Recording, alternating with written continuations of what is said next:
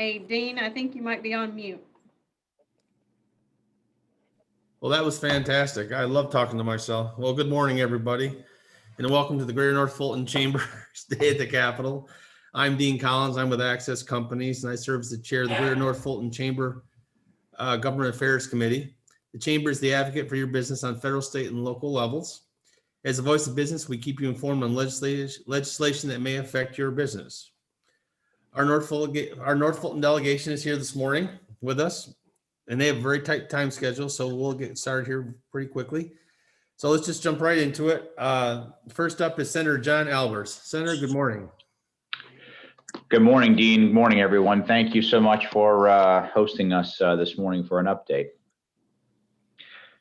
We're doing a lot of good work down here under the Gold Dome. I know Senator Beach was speaking a little earlier to many of you. So, the first thing we will just do a quick update on is obviously COVID-19 continues to be, one of the main topics we're working on. And to share some news that you may already know, our 7-day rolling average now is as low as it was at the bottom of the end of September, October timeframe for positive cases. That's really, really good news. It's a combination of those who have the antibodies, those of us who've gotten vaccinated, and most importantly, those that are helping to follow the rules so we can finally put this to bed. The one thing I would ask everybody is please stay vigilant. Please continue to wear a mask, wash your hands, socially distance so we can get this behind us. I do want to take a moment to highlight what Georgia has done, though. Governor Kemp took a lot of political flack from all sides about probably 8 months ago. But he, rather than listening to people's emotion and politics of the day, followed the real science of what was happening and safely and methodically opened the state of Georgia back up for business. And now we are one of the absolute best, both from our budget recovery for state revenues, our unemployment numbers, our employment ratio of people back to work. If you look at some of the states that adopted really just draconian policies and process, such as California, New York, Oregon, et cetera, they're talking about 1 out of 10 restaurants surviving in New York City. They are looking at a $20 billion budget deficit at a state level, right? These are extraordinary issues that because of good conservative policies and leadership, we were able to avoid in Georgia. And we can't talk about that enough. We also did a lot of work last year. I helped pass the business immunity bill, which we're going to extend 1 more year to make sure people that are not concerned about someone suing them nefariously. So a lot of good things are happening there. Other legislation that I'm working on is E911. That's upgrade our 911 system across the state. You might say, well, what does that have to do with business? Well, first off, it helps with our insurance rates for everyone by having better 911 system, but better public safety ultimately helps each one of us in both our businesses as well as our homes and our schools, et cetera, which leads us to a problem we're facing today, which is in the city of Atlanta and crime. Our capital city of Atlanta, when they have a problem, does in fact us up in North Fulton, right? I live right in the heart of North Fulton County, and I will tell you that what happens down in Atlanta will impact businesses, individuals, and ultimately us. And last year, the murder rate in the city of Atlanta was worse than Chicago, Illinois, right? So Chicago, we always made fun of as having, just a terrible track record of safety. Well, that's happening in Atlanta. Just a few nights ago, we had several of our own here at the Capitol have their cars smashed and broken into again, aside from street racing, shooting, threats, et cetera. So we have to do something about that. We're committed to. I do chair public safety, and you're using all our state resources to help them out, but we need Atlanta ultimately to turn it around because it impacts all of us. I'm working on something called organized retail crime. This is a really big deal. Home Depot, obviously one of our cherished corporations here, right in the Atlanta area, has almost $1 billion worth of retail theft a year now. In the old days, people sold stuff and they would bring it to a pawn shop or fence it. Now they put them all online. So organized retail theft is going to put parameters around all the quick online marketplaces of people stealing stuff. It's $1 billion problem, again, just for Home Depot. And we want to protect our businesses and ultimately our consumers. Also looking to pass through the Senate and House what's called the Max Gruber Act, which is to have good parameters around hazing. Max was a young man from Roswell who lost his life in a bad hazing incident. And with his parents and an army of people, we're going to hope to create some more transparency and safety for those young men and women. I'm also working on the Fair Businesses Practice Act. How many of you with your mobile phones have continued to get updates and your phone slowed down more and more and more to the point where you were forced to buy a new phone? It's all happened to us, right? And some of that has been just new technology innovation. Some of that has been intentional to force you to buy a new telephone. So we need to make sure that our large technology companies, which I'm not against at all, I'm a technology person by trade. That's what I do in my business life. We need to make sure, though, that they have not become the large monopolies that were the railroads and the Standard Oils and things of that nature in the beginning of the 20th century. So we want to make sure there's some reasonable things to protect our small and mid-sized businesses, and again, especially our consumers as well. So those are just a handful of things that I'm working on. I know we got a lot of people that want to talk. Dean and Callie, I want to thank you for your leadership and all the great work that you continue to do. And it's an honor to serve with my colleagues here in the Senate and the House. I want you to know there's tremendous teamwork. Not a day goes by that the people that represent you down at the Capitol, we are not talking constantly on how we can do things to better serve you. Thank you, Senator Albers. Next up is Senator Kay Kirkpatrick. Good morning. Good morning. I'm glad to see all of y'all bright and early this morning. It's crunch time at the Capitol, so we're all super busy and running around to trying to be more than one place at the same time. I'm sure you're aware that we're operating under different circumstances this year. It's very strange. It's very quiet at the Capitol because the public really is not here this year. We're getting tested for COVID twice a week. I'm almost a year out from my COVID experience here. And I'm happy to report that I'm in an antibody study at Emory and that the antibodies are lasting, for me, they lasted 9 months. And so I think that's really good news. And then as we get our vaccine availability improved, hopefully we're seeing the light at the end of the tunnel that's not a train. So I think we have herd immunity in the Senate by now, by the way. Senator Albers mentioned the COVID liability immunity protection for businesses. That's very important. We don't know when this crisis is going to be over, but we need to protect our businesses who are already struggling with so many different things right now. Obviously, COVID has impacted our budget as well, and that's the one thing we have to do constitutionally down here is pass a balanced budget. Unlike the federal government, we actually balance our budget. So I'm chair of the Military, Veterans, and Homeland Security Committee and work on a lot of different issues there. And we are passing some good legislation, but I actually work mostly on healthcare and insurance issues because I'm a retired physician and worked at the Roswell Office of Resurgence for 30 years. So North Fulton is very near and dear to me. I have 3 healthcare bills. The one I think you'd be most interested in is Senate Bill 80 that has to do with prior authorization of medical procedures, drugs, and so on. It's become a very difficult process for providers and also patients to navigate. And this doesn't really comment on whether that's a good idea or not to have to jump through all those hoops. It just puts some guardrails around the process. And I've been working with all the stakeholders and have made many changes to the bill. And I'm happy to report it got out of committee that met at 8 o'clock this morning. That's why I wasn't sure I'd be here with you guys. But, and then I've got a couple patient safety bills, one about conscious sedation in the outpatient setting like medi-spas and offices. And that one has passed the Senate and it's over in the House now. And then one that has to do with patient brokering in the substance abuse treatment industry, which is an anti-kickback bill, and that one is over in the House now as well. So we're passing lots of legislation, but we're about to get very busy. It looks like crossover day is going to be towards the end of next week. I haven't heard an official date yet, but as you probably know, that means we're going to be here early and late. So all of us in the delegation are always happy to get feedback from you guys, and legis.ga.gov is a great website for you guys to get very familiar with.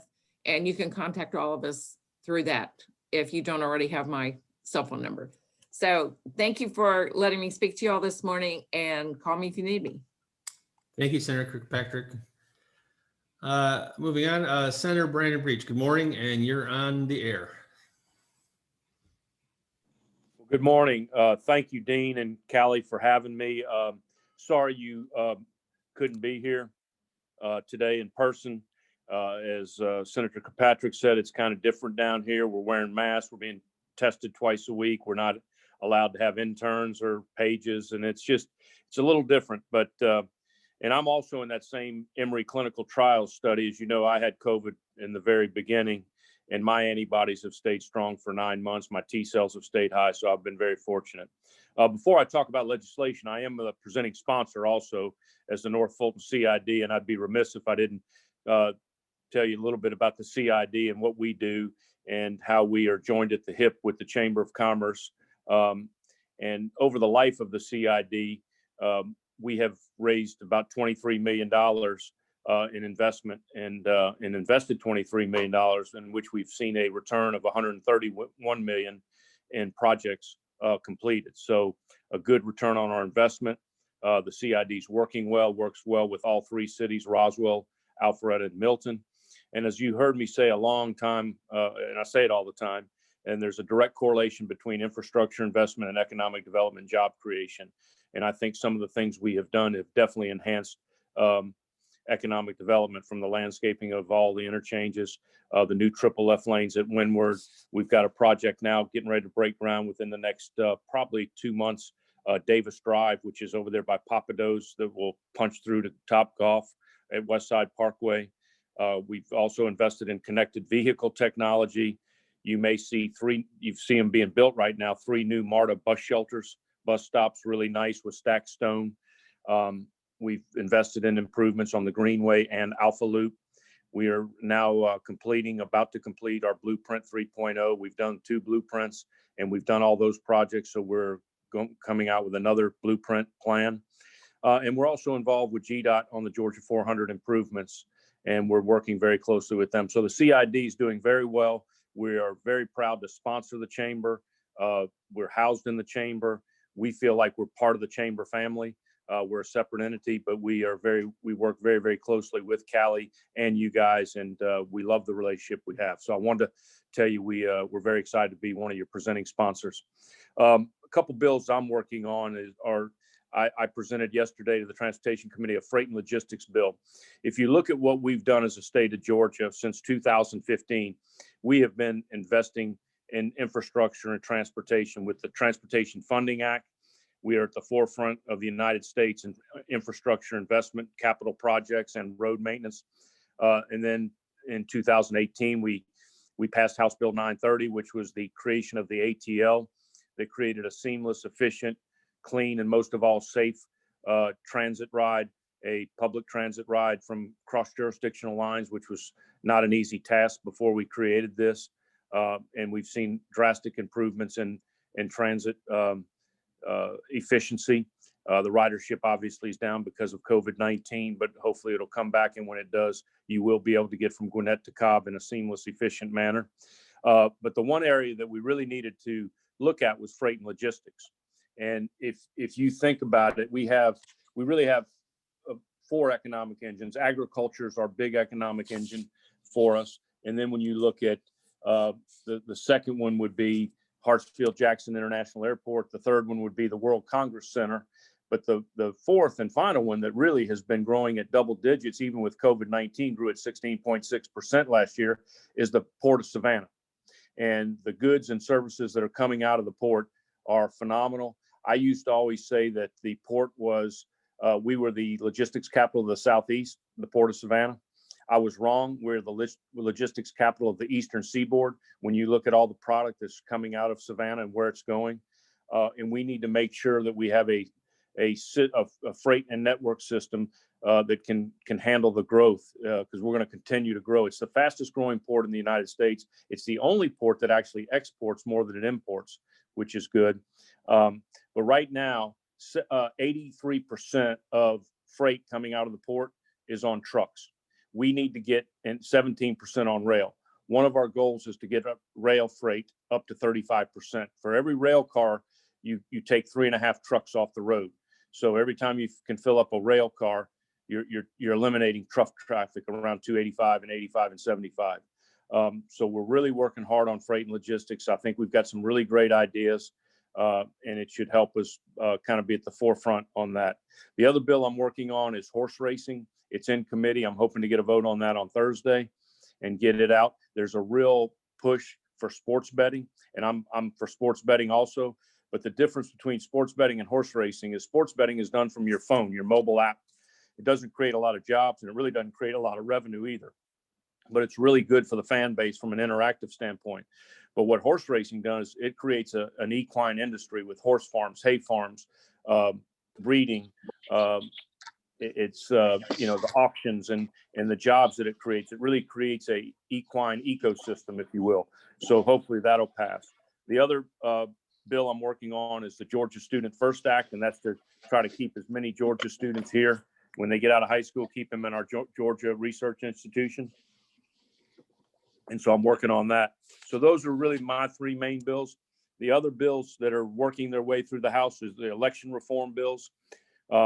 As you heard Mark Roundtree talk about, we had 2 sets of rules this last election, which were unfair. We had a rule where if you voted in person, you had to show a photo ID and you had to sign your name, and it had to match the signature in the database. If you wanted to vote absentee ballot, you didn't have to show a photo ID and your signature didn't have to match. So we have to tighten that up, and there shouldn't be 2 sets of rules, because when you have 2 sets of rules, you lose voter confidence, and you really don't protect the vote like you should. And I'm for voter protection. So we hopefully will have some reforms that will tighten all the guardrails and safeguards in place to make sure that everybody's playing by the same set of rules. Photo ID is going to be one of the big ones on an absentee ballot. We had over 1.3 million absentee ballots. And to put that in perspective, in 2016, we had 210,000. So, and a lot of that was COVID-19, obviously. But we've got to make sure that we have a system that works both absentee and in person, that everybody's playing by the same set of rules. So with that, I'll open it up. One other thing I would tell you on that freight and logistics, I would like to share with you some statistics. We had a 2-year study committee that myself and Chairman Tanner did in the House on e-commerce. I want y'all to hear this. We had 82.5 billion in e-commerce sales, a 77% year-to-year increase. But I want you to think about this. In 2019, there were only 2 days where you had over $2 billion in e-commerce revenue sales, okay? And since COVID, there's been 130 days. Every day between May 1st and June 30th, we're over $2 billion in revenue. So e-commerce is not going away. So we're going to have to paint the picture that package just doesn't show up at your doorstep. There's a process it goes through, coming through the Port of Savannah, going to a distribution center, getting on a Amazon, UPS, or FedEx truck, and then coming to your doorstep. Because people have learned that they can shop online and they like it, and e-commerce is going to continue to grow. With that, I'll open it up for questions. But again, I also want to just thank y'all for what you do for the community. And we're here. All of us are working hard together. We have great relationships, all our senators. Is Albert still on the call? Yes, I'm here. Happy anniversary, John. I saw last night was your anniversary. 28 so years. Kerry Surprised he deserves stayed with another. you 28 years. Kerry deserves another diamond or a tiara. Everybody agrees. Yes. Thank you. But anyway, we all work well together. You can get a hold of us by our cell phones, and we're going to continue to work and do what's best for our citizens in North Fulton and create jobs. Thank you. Thank you, Senator Beach. Now, have I missed anybody? Is there any other senators on the line that I don't see or on the phone that I can't tell who you are? All right, hearing none, we definitely have a time for a few questions, and I'm going to turn the program over to Callie. President and CEO of the Greater North Fulton Chamber. Callie, it's yours. Thank you, Dean. I appreciate it very much. I know I typed into the chat field. We've got about 70 people joining us today, senators, and I appreciate your time. And we know that you've got session going. So would anyone like to open up? I'm going to open it up for questions. If anybody would like to ask a question of our senators.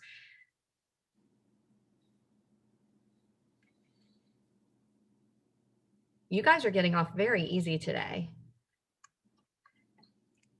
Must have been the great presentations from Kay and Brandon. That's one thing I can figure. You all do a Good great morning, job. everyone. Hi, Callie. I How are just you? wanted to, I don't have any questions yet, but I just wanted to say thank you for being here. And I'm really happy to be here, and good morning. Hilda Anderson is one of our great members from Village Tavern right across the way. And of course, Village Tavern as a restaurant has been impacted by the COVID pandemic because having closings, and here in North Winds, where the chamber's located, only about 15% of employees are back in their buildings at this point. So their numbers are necessarily down during the workday. So I know that they've been impacted greatly. Senators, I know you hear from restaurants, hotels, all the time about the impact that they've had. Anything specifically for them? I don't mean to put you on the spot. Well, I just talk about the restaurants for a moment, and I'm going to get back to Callie, what I mentioned in the beginning. Because Governor Kemp opened it up, I actually last week shared a story. So the weekend before, my wife and I were out to dinner on Canton Street in Roswell. And we love all the restaurants in all of North Fulton County, and know most of the owners. And one owner, she came up to me, she said, "John, do you know the governor?" I said, "Well, yes, ma'am, I do." She goes, "Well, I need you to tell him something." Right? I said, "Well, what can I pass along?" She says, "Please tell him thank you." She says, "I'm from New York, and my family and my friends mostly are still in New York, and we are a family of restaurateurs." Says, "Everybody that's up there has either lost their business, lost their life savings, or it will take them probably a decade to recover.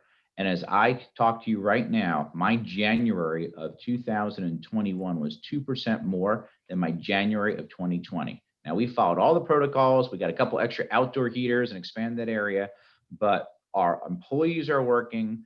We're doing everything we need to, and it's because Georgia opened up. So I think that's a really big help. Doesn't mean that everybody is thriving as they maybe once did, but having that flexibility is important. And then, committed to work with the task force and the governor as things continue to get better to loosen those restrictions safely and appropriately as it comes. And I know our hotels probably hit harder than anybody because of travel. And we are certainly been working with them through our federal counterparts as well as locally to help them out.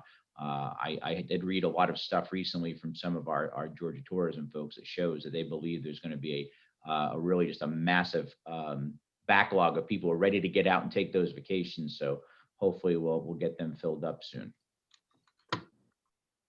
I'll throw one thing in there.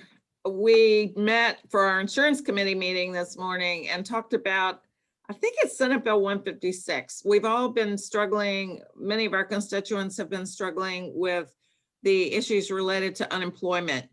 And the Department of Labor's had a really hard time keeping up with everything. And what that bill does is creates a new position to give some additional help to that process. And so if you're interested in that, I know that's impacting your employers and employees. And so if you have any questions about that, I have to get off to go to another meeting, but Senate Bill 156, take a look at it. Thank you, Senator. I appreciate it very much. Dr. Cannon, we have with us today from Gwinnett Tech, and appreciate very much the good work that you continue to do here in North Fulton. We're so glad to have the campus up here. And of course, serving on your foundation board, I'm equally glad that you all work so hard to keep your students in school. You've done a great job supplying them with scholarships to bridge the gaps and keeping them in.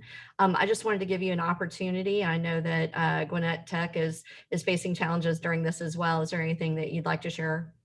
Well, thank you, Callie. Can you hear me? I can. Good. I wasn't expecting this, but I appreciate the opportunity apologize. and the shout out there.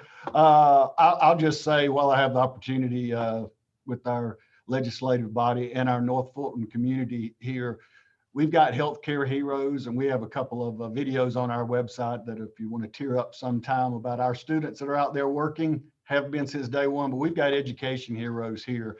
You haven't seen any of my faculty laying on the ground with signs over their face or doing anything else. We went back to work last May in a new model, in a hybrid model, and how to work, and we have been at work. I feel sorry for like the Village Tavern that you mentioned. I don't know why businesses aren't back to work, but that's up to the businesses. I've got corporate friends that haven't been to work since last March. And they're shut down and don't know when they're coming back. So that's why we've got businesses in my community as well, especially in their lunch business. There's nobody at work, but they'll get back as we get the vaccines going. But our people have been back to work and following protocols, and we have kept going. Our students, I don't think you want anybody working on these great flyover bridges and all these projects we've got that learn welding online. I don't think you want any of our healthcare heroes that I've got. I've got 3,000 people in healthcare that have touched every one of you during this time, whether you know it or not. I encourage you to ask every time you go to a doctor or a hospital, ask everyone you work with where they went to school. And you're going to be quite surprised. We have the best healthcare in the world, to me, in North Fulton here. And we've got great specialists from all the great higher ed medical institutions, but you'll see 6 of our people before you see one of them here. And I need you to remember that in here. And they're the ones that are doing your x-rays, your sonograms. They're the ones that are making sure your instruments are sterilized before you have surgery. And there are a lot of the ones that are giving this test. I've got 120 students that are right now giving shots on Fridays and Saturdays in Gwinnett County up here. And we hope to do that in North Fulton. So all of our HVAC people, people like that have to be hands-on here. So can you imagine if we had to went a year without ensuring that we keep the employment pipeline going here? Because it's one thing to be able to provide qualified employees. It's another thing to be able to provide a sustainable pipeline. And our people did that. They won't get the credit for it except for me. Every day, and a lot of our foundation like Callie and board of directors who know what they're doing. But we've been here working in the office, following protocols, and we've made it this far, and just very appreciative of what our people have done. And we have 10,000 students. We'll run 25,000 through this year, and we set a record even through all of this. Last fall, we set a record for graduations and job placement in the middle of the pandemic. So if you can find another higher ed institution that did that anywhere, let me know so I can congratulate them as well here. But we've been going, and we want to thank the legislature that we have and the governor for their support here. And we feel our number one job is to be a fiduciary agent of the monies that we're given, and we've used them. We're thankful for the CARES Act funds that have come and the safety protocols that we've put in place to make our people safe. Our number one priority is safety. Our number 2 priority is making people have great careers with jobs and keeping our businesses going. And we've done that. And we look forward to the day, hopefully soon, when we'll be looking at building number 2 over across from Avalon over there. We filled up building number 1. So we've got some great businesses. We'd love to set up a electric vehicle and communicated vehicle operation over there, and some other high-tech fintech and some other things where we're needing jobs. And we had gaming yesterday, and that's becoming a big part of what we do. So thanks. But yeah, we're wide open, and it's all because of the support we get from our legislature, realizing that what we do is important, and our people and our staff. We got 1,100 employees working hard every day, 10,000 students. So please keep us in mind when you've got openings here. You'd be surprised at the skill sets that our people will match up with the jobs you have. Thanks, Callie. Absolutely. Thank you, Dr. Cannon. And I know Dean serves on your board as well. So thank you for all you do in our communities. Do we have any other questions? I know Senator Kirkpatrick needed to get off to go to another meeting. And of course, our 10 o'clock will be with all of our state representatives. But I want to give anyone an opportunity if you have anything else you'd like to share with the senators before they need to get off. Yes, I had a question. This is Bonnie with the Malden Group. Hi, Bonnie. Hi, good morning, everybody. Good morning, senators. I had a question about minimum wage. There's been talk with the Biden administration to raise minimum wage to $15 per hour. So if that were to happen, people who are making $15 an hour would want $30 an hour. And people who are paying $15 an hour currently would not be able to handle that type of increase and would go out of business. I've talked to several business owners who said if $15 an hour were the minimum wage, they would cut staff by half, or they would just shut down completely. So my question is there going to be an incremental approach to raising the minimum wage? Obviously it needs to come up a bit so it's more livable. But what is the strategy there for us helping businesses acclimate to that increase? Well, Bonnie, we don't impact federal law necessarily, but I do agree with what you're saying. I think there's a misconception about the minimum wage is that it's supposed to be a living wage. It was never designed to be a living wage. It was designed to be an introductory wage for someone who didn't have any skills, or mostly it's used for young people and children, right, who are getting that very first job and moving themselves up. Does the minimum wage maybe need to be higher than what it is now? Sure, a little bit, but to more than double it would put a lot of jobs at risk, if not remove them. I believe in capitalism and the free market. And I believe the free market will dictate those things, but raising the floor at any time is never a good idea. You want to raise the ceiling, create more jobs and opportunities that pay more, get more business. And because there's more business, we need more skilled labor, and those skilled laborers will get paid more because of the work that they are doing. But whenever government tends to meddle into that stuff, candidly, they screw it up, Bonnie. So it is my hope and prayer that rational business minds come into play, not folks that spent their lives being bureaucrats. Senator, excuse me, if I may, and I might not be knowledgeable to ask this question, so please forgive me. In the restaurant business, the servers, I believe, make a wage of $2.13 an hour, and gratuities are the option of the guest. I just wanted you to speak on that for a moment, if you might. I know that several of the unemployment bills and legislation around are trying to come up with some type of an answer to that. So a long time ago, I was a waiter and then a bartender. So Hilda, I appreciate it. And by the way, I love the Village Tavern. It's wonderful. And you know what? Back in, well, let's just say more than 3 decades ago, I was making sometimes north of $60 or $70 an hour. And that was 3+ decades ago, right? Now, other times when business was slow, well, certainly I didn't make near that amount of money. But there's also a risk and reward there. So I think we have to be really careful, because I believe if we took your cost of employment from $2.13 to $15, you would have probably one waiter or waitress in the Village Tavern, and people wouldn't be real happy with that service. So again, people have to remember that we need to let businesses do what they do best, which is to run their businesses. And Senator Beach, I don't mean to. Thank you, Senator Albers. I see that we have our newest senator. We have Senator Michelle Au with us. I wanted to call on her and see if she had any comments for the group, and welcome her on behalf of the Greater North Fulton Chamber. Senator? Oh, you are on mute. If we can. Wow, rookie mistake. After all this, you're good. Still being on mute. Hi, everyone. Thank you so much for having me and for gathering so early on.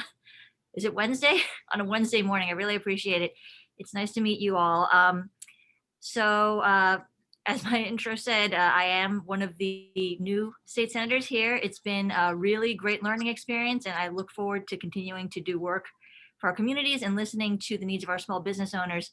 You know, my special interest is public health and medical care. So obviously there's a lot of overlap when it comes to our COVID response and how to protect small businesses as we're moving forward, both to keep our workers safe, but also to prevent any further economic damage to our small businesses moving forward. I do think we're hopefully turning a corner with these new vaccines rolling out, and I'd like to continue those conversations also with our small business owners to talk about how we can best roll out vaccines to protected populations as we start to get more. I'm going to keep this short because I know there's a lot of people on here, but I'm happy to take any questions either via email or now. Thank you, Senator. I appreciate that very much. And I know that we've got all of you who are in session and needing to get to your session as well. I want to, again, thank everyone for joining us today, especially the senators who are online with us. I don't see any other questions in the chat box. So I want to go ahead and just move to thanking, again, our presenting sponsor, who is the North Fulton CID, Senator Beach, and the program director, Kristen Winsler, are both on the call. We appreciate their support very much. We also appreciate the Chamber's partnership and relationship with our delegation update sponsor, Atlanta Gas Light, and our vaccine update sponsor, Wellstar Health System. And we will hear from them a little bit later in our program. Just as a little housekeeping information, this program does go till noon, but we are going to do breaks in between each of these. So your Zoom link that you had is valid for each of the 4 segments of the program. We have our next segment at 10 o'clock in 20 minutes, which will allow you to take a little break and grab some coffee. And during that 10 o'clock time period, we'll hear from our state representatives in North Fulton. We appreciate you joining us today. We appreciate that 70 of you took the time out of your schedule to come join us. And we hope to see you back at 10 o'clock with our state representatives. Thank you so much.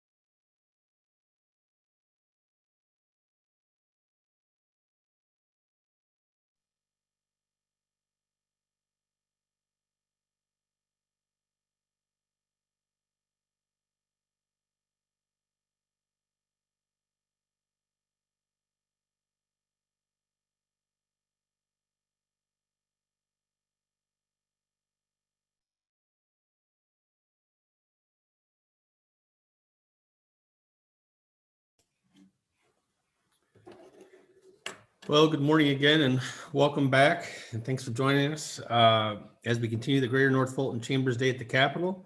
I'm Dean Collins. I'm with Access Companies and chair of the Greater North Fulton Government Affairs Committee.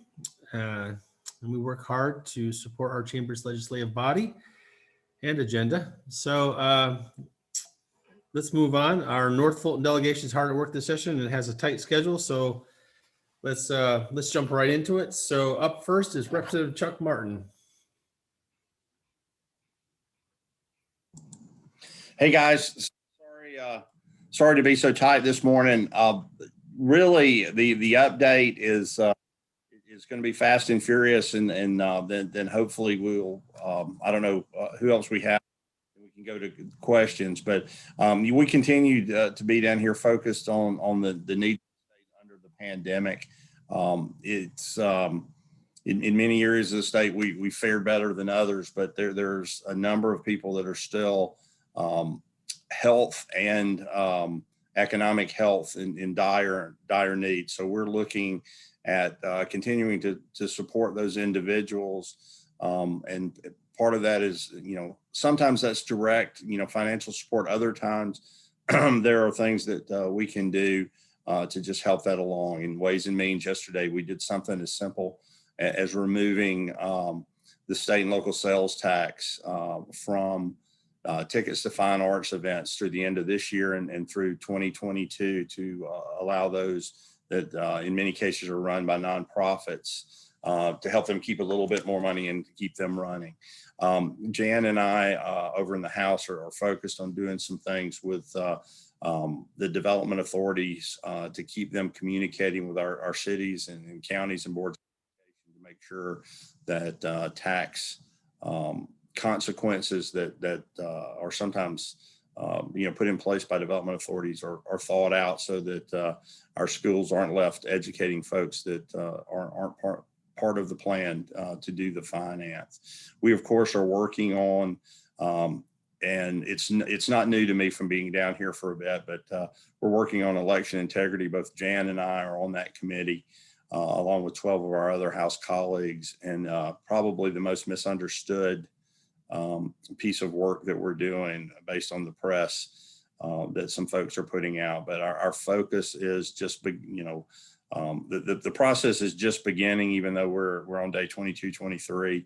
But our goal is to bring uniformity and transparency and integrity to our voting system. Something as simple as the bill now. The big line out there is, oh my goodness, they're taking away Sunday voting. That was never contemplated in the original bill. It said weekend voting, and people didn't think anybody would ever vote on Sunday. So we have portions of the state that choose not to do that only get to vote one day. We have other portions that get to vote 2 days. And so when you go back and clarify that in black letter law, it's as if there's a conspiracy theory to take, voting away from a segment of the population. And nothing could be more, no less true from the members of the committee. So we continue to work on that to get back to where people have full and fair access to the ballot box, but we do it uniformly across the state. We live in Metro, and there's plenty of places to vote. There's plenty of people to work at the polls. In some smaller counties, they may only have 2,000-3,000 voters and 3 people that work in the elections department. So additional things cause them some consternation and some issues. Really, I could probably talk for 20 or 30 more minutes on things that are going on. We're working on bills in higher ed to make sure our campuses are protected, the free speech of our students and professors and all of those are protected to say their piece, if you will, but also they don't infringe upon others or just be disruptive in the classroom. We're working on an opportunity bill. It started out with Casey Carpenter to give access to the university system for some of the what's referred to as the DACA kids, the deferred action. We'll have a bill in committee that we'll talk about today that we've worked that and turned it into more of an opportunity a bill to allow those same individuals the opportunity to take seats at universities without displacing people that are legally present in Georgia. I said the other day in a committee meeting, it's time that those individuals aren't weaponized by the parties. It's time that we realize that until the federal government does their job and takes care of immigration issues the proper and final way, that we in Georgia have to work with the situation we're given. And if we can provide the opportunity for folks to achieve more without supplanting those legally present in Georgia, I think that's good for our citizens, our taxpayers, our economy, and our state. So that's what I've got. I'm sure I didn't have prepared remarks. Those are in the old interest of the Baptist minister from my heart this morning, and would be happy to answer any questions. Thank you, Representative Martin. I don't know that we have any other representatives on right now. I see a couple of phone numbers I don't recognize. Is Representative Roberts or Jones or Couch on by chance? We are actually on the floor. I spoke to the speaker yesterday and got sort of special dispensation to miss the few minutes. I know that Pro Tem Jan Jones is on. The speaker needed her specifically on the floor this morning. So, unfortunately, I may be your class. Well, that's a good class. Well, then, Class of the House may be here. well, Callie, maybe we should open up to questions for Chuck then while we're here. Certainly. Chuck, thanks for joining us. We appreciate you being here. You bet. Does anyone have any questions for Representative Martin? Or about what's going on right now, since right now he is representing the entire House? Well, we do, Callie, that's a good point to make is, we have Democratic representatives, or we have representatives from the Democratic Party and the Republican Party, and we each represent pieces of cities. I mean, I didn't introduce myself. I think people probably know where the various representatives come from, but we do a really good job across party lines and across corporate limits, boundaries, and working together, because what's good for North Fulton is good all the way from Mountain Park across from west to east to Jones Creek and north from Milton, all the way down into Sandy Springs. So we try to work together on that. And again, I was a bit short, so specific questions, I'll try to provide you more detail. I mean, Jan and I are both on rules. We see everything that comes through the House. So I'll post some things we have coming up in the next couple of days. The opportunity to allow the lottery to run via the lottery, a type of electronic place where you could place bets on sports. Sports betting for is what it is, but on pro sports only, not college sports. That'll be coming forward. I can talk about what that means and how that operates, and how that's not what has been talked about in other types of destination resorts or horse racing or casino gambling. But anything like that, I'll try to help you. Representative Martin, do you have any insight on House Bill 226, the tax exemption for the arts? Yeah, we actually moved that out of subcommittee yesterday. I chaired, and we made a change to the bill, and it's important to realize that we took something out of the bill which actually allowed the exemption to be larger. The bill was drafted to only exempt state taxes from the ticket sales, so it would have helped them 4 cents worth, if you will. We removed the section that excluded the exemption for locals. So for those sales, there would be no state sales tax, local or state. And we realize that takes a little money, out of the Lost. It takes a little money out of MARTA. It takes a little money, out of the East Bloss. But it is a small amount for a specific set time, which would be from the effective date of the bill until December 31st, 2022. So that is on to Ways and Means full committee, probably today or tomorrow. It's part of a larger economic recovery bill. And so let me say that the actual bill number you referenced did not advance out of subcommittee. That language has been combined into a larger bill. I think 518, there's so many bill numbers down here. I kind of know the moving parts, but look at a bill called the Georgia Economic Recovery Act, and you'll find that in section 2. Okay, great. Are there any other questions for Representative Martin? Because I believe Representative Angelica Couch is on. So. Maybe we'll let Angelica introduce herself as well, and then both of them can take questions if Chuck's willing to wait. Sure. I can be around for probably another 10 minutes or so. I'll just mute off and listen. Thanks so much, guys. Thank you so much, Representative Martin. Yes, good morning, everyone. This is Representative Angelica Couch from House District 50 John Creek. And sorry, I cannot join with video. I'm in the Capitol and the connection is not that great here right now. So I hope the audio is okay. So we were about to start session in a few minutes where it is until 10:15. So I be with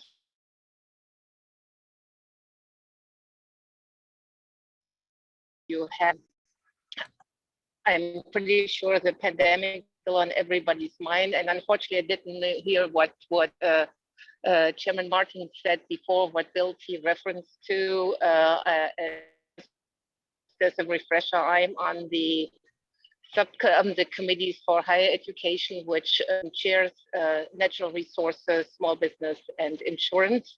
Insurance is a new committee for me. So if there are any insurance people on the call, I would love to hear from you because that is something I would like to educate myself more. So my concern is with some of the environmental issues we're having in Georgia, focus on really making sure that we protect the environment in Georgia for the future. Yesterday, we passed a very important bill in the subcommittee for natural resource subcommittee on carbon sequestration, which really will benefit the Georgia forestry industry. So that is a great move. And I'm proud to say that Georgia is leading on that.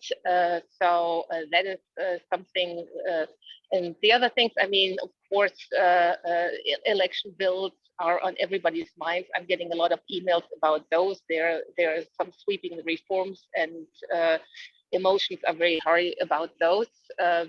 But we will see. I hear that the House version of House Bill 531, which is the omnibus bill that's coming out of the Special Committee for Elections, it could pass out of committee this afternoon. So other than that, I'll have a few minutes. So I'll be happy to answer a few questions. Thank you very much, Representative Couch. We do have a question in, I've got one in my chat box about, and Representative Martin, you mentioned this as well. Senator Beach spoke previously about sports betting and horse racing, but there's a question if what's happening or if there's any movement with casino gambling. Well, that's the sports betting can be, or I guess it is considered legally that it can be done under a lottery because of the way it happens, online. I'm really not that, familiar with the electronics. So that can happen without a constitutional amendment. There hasn't been as much focus on what would be, true casino gambling. And I think it's called for horse racing pari-mutuel betting, because that is clear cut. It would take a constitutional amendment. Constitutional amendments are only on the general election ballot, which would be in 2022. So that may get discussed some more this session, but with the other priorities relative to getting the budgets through for crossover day, relative to those things around the pandemic, the focus has been on bills and measures that need to pass before legislative day 27, which will actually be the middle of next week, probably next Wednesday or Thursday. So there hasn't been a lot of conversation around that. There will be. It still remains that if that were to come through, it would take a 2/3 vote of the House, 2/3 vote of the Senate to put it on a statewide referendum. It would take a majority of the people. And the way the enabling legislation has been, and I would assume it would be again, is local jurisdictions would have to opt in. For instance, if a horse track or a casino wanted to be in your county, the voters in that local county would also have to vote. So 2/3 of the House and Senate, a statewide ballot would pass, and then local control would be the final stage. So that's where those measures currently, I think, reside. And I believe the majority of folks on the call understand that the only thing that they all really have to do is pass the budget, and that crossover day is, of course, the last day that that legislation can be introduced. Chuck, is there anything that specifically you or Representative Couch are looking at as far as, the must-haves by crossover day? Well, I mean, you mean specifically related to North Fulton? Correct. And things you're working on in so that we can. Yeah, well, I mean, I think some things that are important from North Fulton. I mean, we're working on some tax measures that I think will help businesses recover. I know the Representative Couch and I probably are going to come at this from different angles, but I mean, we had a bill recently that was related to local government's ability to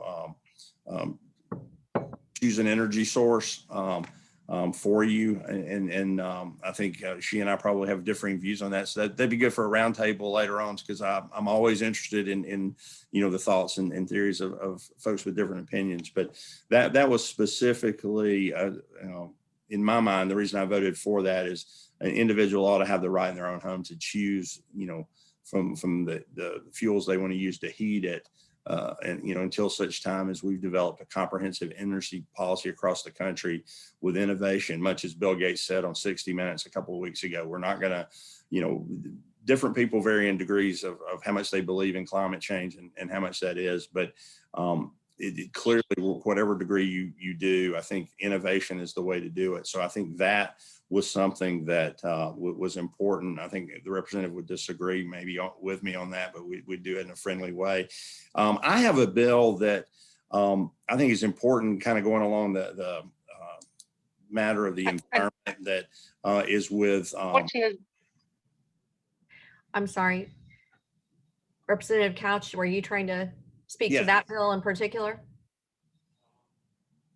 Yeah, the unfortunately, the connection here is very spotty, so I hope you can hear me. And that was the bill, House Bill 150, where Chuck Martin and I disagree upon, simply for the fact because it affects local control, and it was specifically limited. Some cities in Georgia have established some very, I would say, even conservative clean energy goals by 2050. And so where they want to go 100% clean energy, and this bill would take away the ability for communities to decide whether they want to have those goals or not. It was not about cutting someone's gas line off right now, and I think there was some misconceptions about this bill, but this is just like what happens here. We disagree upon it, and what are the long-term goals?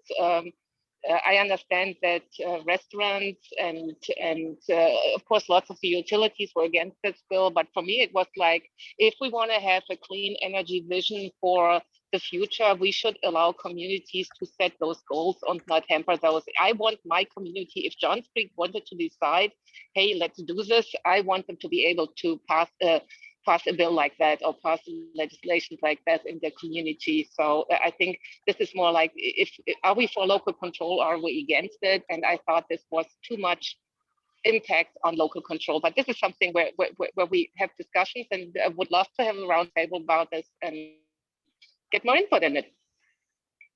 And you both have been great, as far as I know, interacting with us at the chamber, and I hope you great partners. Yeah, I did want to mention one bill that I think affects Georgia all over. I've introduced a bill to, expand only for zero emission vehicles, the ability of new innovative companies that are building those zero emission vehicles to come in and sell directly in Georgia.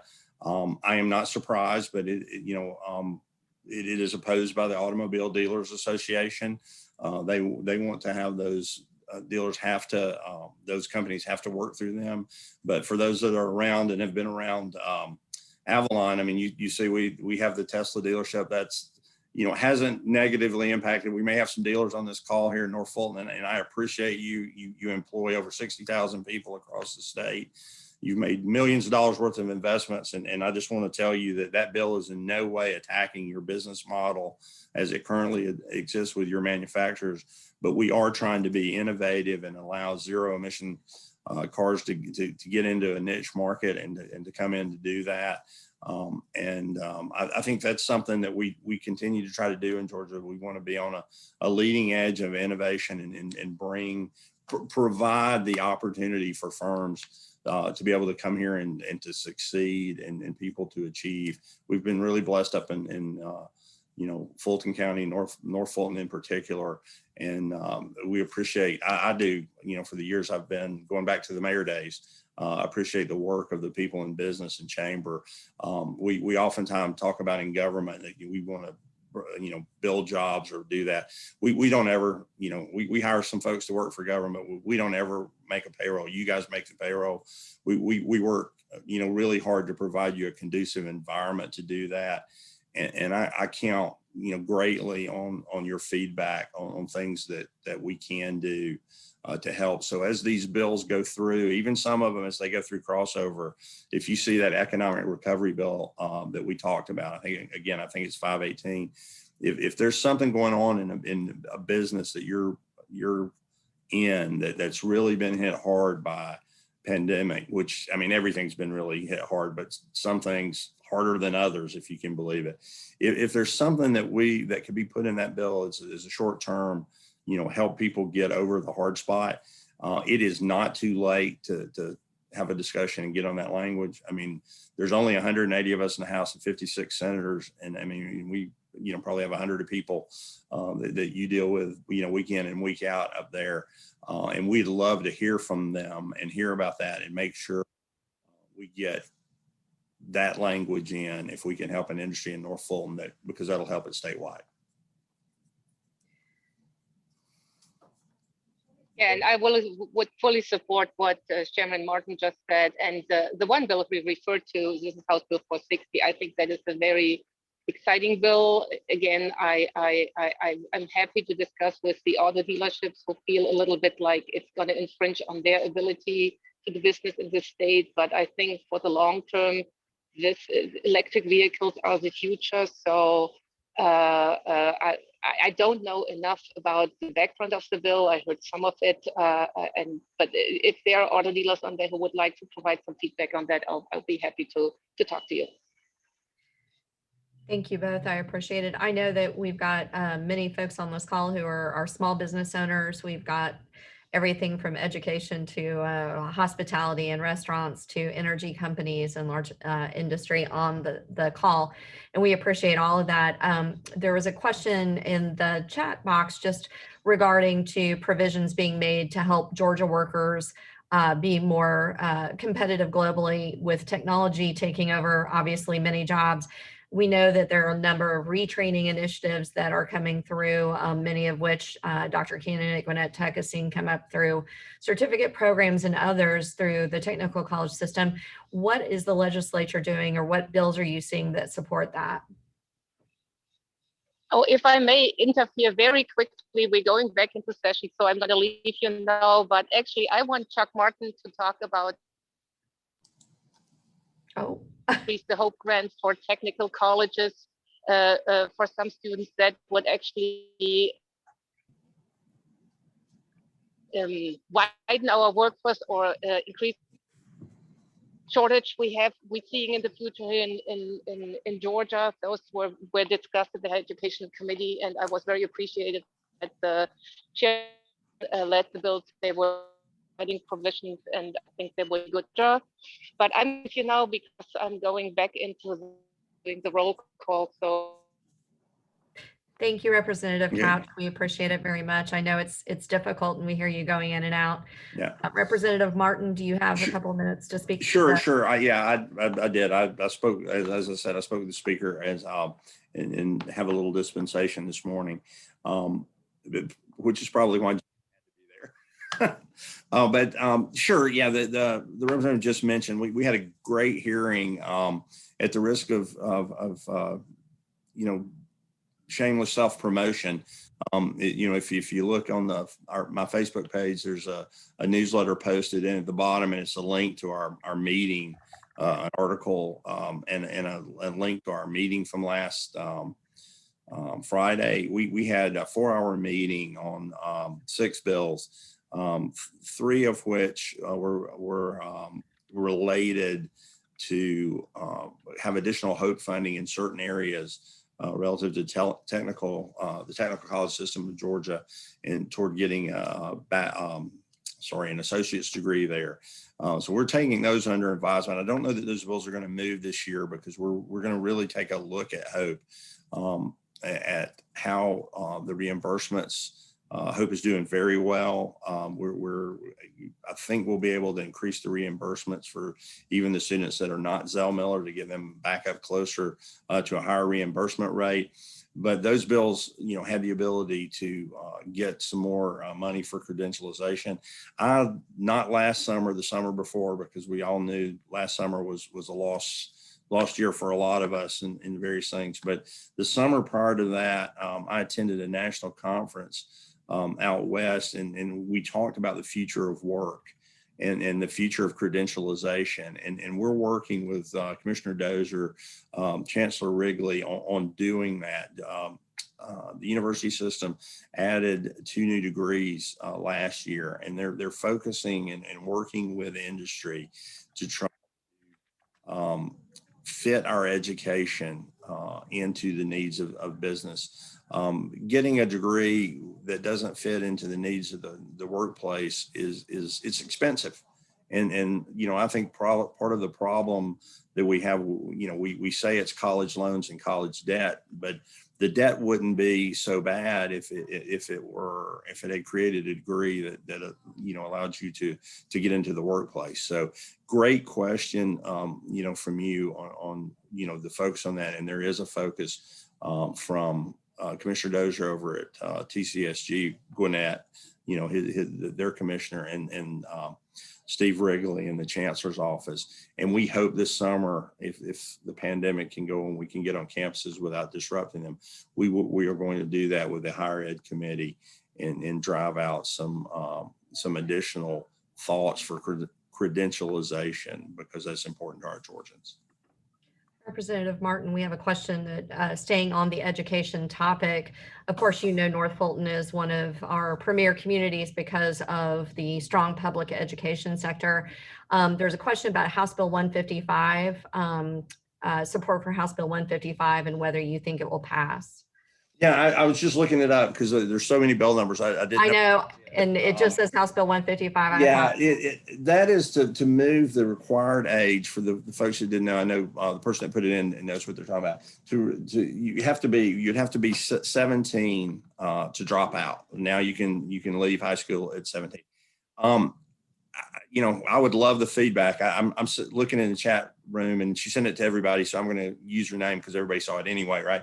So if Lisa Martin, if you could contact me and provide some feedback, I'm going to tell you what I think, and then I want to do a lot of listening. Certainly we want kids to stay in school. Here's what we've heard from educators in the past. If you've got somebody that turns 16 and they're just bound and determined they want out, changing the law and making them come to school until they're 17 doesn't make them learn. Sometimes it just creates a disruptive situation within a classroom or within a school community. So I would say this about the change in the age. We need to get to the root problem of why that 16-year-old doesn't see a future in education. I can't mandate somebody sit and learn. I can mandate they can't leave school. I can't mandate they succeed. So I think the root, and it's if you ask this question, you're probably either an educator, have been an educator, or invested in the lives of young people, either professionally or personally or both. And so I'd love to talk to you about that, because my goal in higher education, filtering down to dual enrollment, is to have that individual see a future. I want them, I don't want to make them come to school after 16. I want them to want to come because there's a future, there's a credential, there's a path to a better life. And so not exactly the answer you wanted, but I think that's place of what we want to do is we just need to find out why they want to leave and fix that. Thank you so much, Representative Martin. Any other questions? I've gotten to the end of both my chat in list and the everyone list. Well, I can let, maybe I can just close us out real quick, and then you guys can stay on because if you have a few more minutes, because this is awesome for me. I want to again thank y'all for, the ones that live in 49 for giving me the opportunity. I never take it for granted every time I walk in the building. Down here, you're kind of in awe when you walk across the parking lot, and it's sincerely, this is my 19th year of coming down here, and there's always something to grab onto, to try to do, but we don't do it in a vacuum, and we can't really do it in a vacuum. So, whether you agree with me, particularly agree with my party, agree with the Democrats, agree with the other representative, your feedback is so important to us. It is just very important. And, as COVID has taught us, we can do a lot of things with Zoom. So, I would be happy if you guys want to, especially as we get to next week and things, we're getting over the hill at crossover. If you wanted us to, host a couple of people, Lisa, if you want to put a couple of people together that want to, drill down into the, why people are leaving at 16. Chairman Dubnik's new in education. I can get Matt to join us. So let's do that. Let me leave that with you guys. And if I can give you homework, put your heads together and tell us what we need to do to support you, because when we support you, we support our communities and the people that send us down here. And that's why we come. Thank you so much, Representative Martin. You represent us very well, and we appreciate your time. You always are very, very good to give us your time. You're very kind. Yeah, no, you are as well. We had several of our representatives that I know were going to join us, including I just got a text from Representative Mary Robichaud saying that she's sorry that she was unable to get on, but with the call and the gavel, she needed to be in there, which I totally understand. Is there anyone else on any of the other representatives that we have not acknowledged? I apologize. Thank you. I want to acknowledge our fearless Chairman of Government Affairs, Dean Collins, who, thank you, Chuck. I'm going to go. Thank you, guys. Thanks so much. Who's in charge of being MC for these two. It's always difficult when we don't know exactly who's going to be coming, and we hope that everyone will show up, but it's a moving target. Sometimes, Dean, thank you. I know that's a difficult job, and I appreciate all you've done. I appreciate everyone who joined us and everyone who asked questions.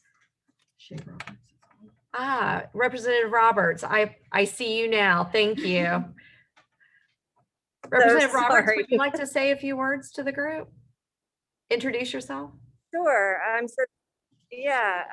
am the newly elected state rep for House District 52, which encompasses, I guess, in the North Fulton area, the bulk of Sandy Springs. I also have a big chunk of North Atlanta in the Buckhead area. I'm thrilled to be here today with you guys. I'm sorry I was late. It's been a little crazy in there and it was running late, but basically I'm a zoning lawyer by trade, and I run a boutique law firm with my husband and one other partner in Buckhead, and not practicing as much as I would like these days because of this, but I still manage the business side of it. And right now, as far as my priorities here at the Capitol, I'm very passionate about voting and election issues. And so I've been involved a lot with that. I was excited to get on government affairs, but then they created a special committee. But we've had some good issues on government affairs, so I'm enjoying that. And I've co-sponsored some bills related to HOPE and folks that want to get an associate degree from technical schools here in Georgia. We want them to be able to get the grants so that we can help start filling that workforce gap. So that's one that I've been involved in.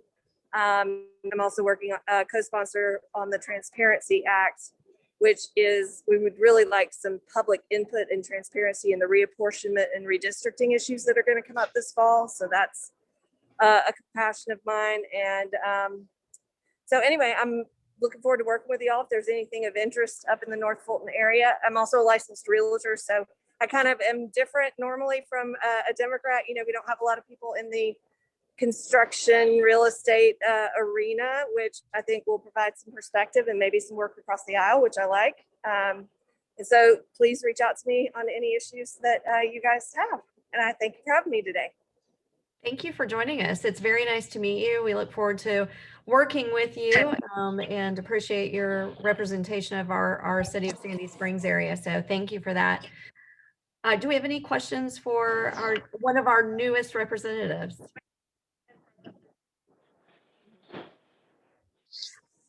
I want to say thank you. We do have the president of Gwinnett Technical College on here. You mentioned the Hope Scholarship or Hope Grant, as well as the many of us were talking earlier about workforce initiatives. The Greater North Fulton Chamber is heavily involved in workforce and retraining initiatives, especially in the economic recovery time period. So certainly reach out to us if we can partner with you in any of that. It was very nice to meet you, Representative Roberts. All right, great. Callie had a quick question for Shay Roberts. Sure, Bonnie, if you got a quick question. Yeah, so is there anything we can put in place to help small businesses develop apprenticeship programs, working in concert with the associate degrees and the local community colleges to help train individuals straight out of school, or to train people who are looking for a new career? Apprenticeship programs, are there any? You broke up a little bit on the first part of that. So what this bill does is it will give folks who want to go to one of the technical schools access to the Hope grants, the need-based grants, so that they can get in and get those technical degrees and start helping fill the work gap that we've got going on. Was that your question? I'm sorry, you broke up at the beginning. Representative Roberts, she was asking if there were anything in that bill that might lend itself to the apprenticeship programs. I know that President Cannon, I'm sure, can speak to this too. There are several apprenticeship programs that are models in the state. There's a German apprenticeship program that's modeled out of Coweta. There are numerous ones that are modeling at different businesses. I don't think that this bill mentions the apprenticeship programs, but that is something that I would like to look into in the future. Once I get my feet wet a little. Can you guys hear me? Sorry, I'm breaking up. I know. I'm sorry. I really appreciate you stepping out. I can see where you are, and I appreciate you stepping out to. Let's talk about some legislation for next session, for sure. That sounds great. Thank you for your time. I appreciate it. Okay. Thank you. Thank you. Bye. Goodbye. Thank you all for your flexibility as we have folks coming and going, and I will be interrupted if there's any of our other representatives who join us. We could not do events like this, especially pivoting and doing it virtual this time without the support of our sponsors. I do want to recognize our delegation update sponsor and ask Jody Hart with Atlanta Gas Light to just say a few words as our sponsor. Jody, I see you on there. Hi, Callie. Thanks. Atlanta Gas Light is very proud to sponsor the North Fulton Day of the Capitol again this year. And I would just like to make a couple of remarks about the HB 150, the preserving fuel choice for Georgia's customers, just so all the businesses on here know what's in front of the legislature and hopefully can be supportive. Because there's other local governments in states like California, Washington, Massachusetts. They're banning natural gas and propane in all new construction in a misguided attempt to reach future carbon-free goals. There's a few cities in Georgia that also have a carbon-free target and can be at risk at adopting some similar bans on natural gas, propane, and other fuels. While these goals are well-intentioned, local ordinances banning these fuels ignore that natural gas and propane are clean burning fuels. They've been a critical part of lowering carbon emissions in the United States. Natural gas and propane are cost-effective, efficient fuels and provide families heat and energy at a competitive price. Restaurants, hotels, and other small businesses depend on low-cost natural gas, that propane and other fuels to run their businesses. Georgia's agricultural community, like poultry farms and other manufacturers, rely on these fuels for their operations. Efforts to create renewable natural gas supplies from waste, which offer significant environmental benefits, require a robust natural gas distribution system to be successful. We're in the process of doing several projects with Waste Management to turn their landfills into production sources for natural gas. So we're pulling that out of burning it into the air and actually putting it into the natural gas lines. And then preserving this fuel choice for Georgians will mean that we'll keep energy costs low for families, restaurants, and other small businesses. It'll ensure we have a diverse energy supply and increases reliability. So we won't be having outages like in Texas. Make Georgia even more competitive in job creation and economic development. And we'll put Georgia on a level footing with states like Tennessee and Oklahoma that have already passed similar laws. So I just wanted to make sure all of our members are aware of what is going down at the legislature and kind of get both sides of the argument here. So with that, we really appreciate all the representatives that came on the call today and appreciate Callie and the North Fulton Chamber for letting us sponsor today. Jody, thank you. You've been a great partner and I appreciate it very much. Everything that you do to support the chamber and to partner with us with Atlanta Gas Light. So thank you as well. We appreciate, of course, your continued support of the GNFCC Day at the Capitol. It is about 20 till 11 and our last segment of our 4-segment Zoom call this morning is at 11 o'clock and will be our vaccine and variants update with our sponsor, Wellstar Health Systems, just shortly here. As a reminder, the Zoom link that you used to come into here is the same Zoom link that you'll use if you need to leave and come back to the program as your schedule allows. We are going to take a brief break to give everybody a chance to refill their coffee.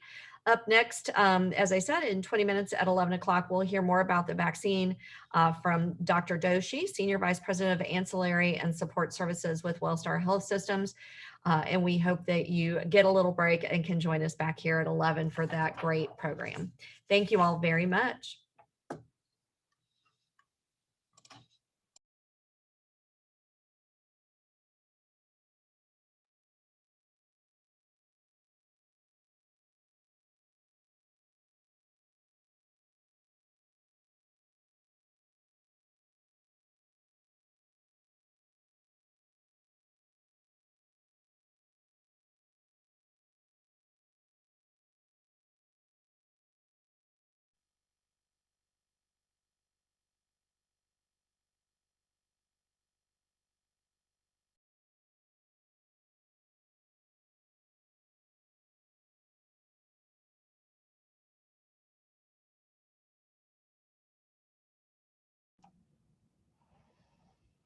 All right, everybody, welcome back.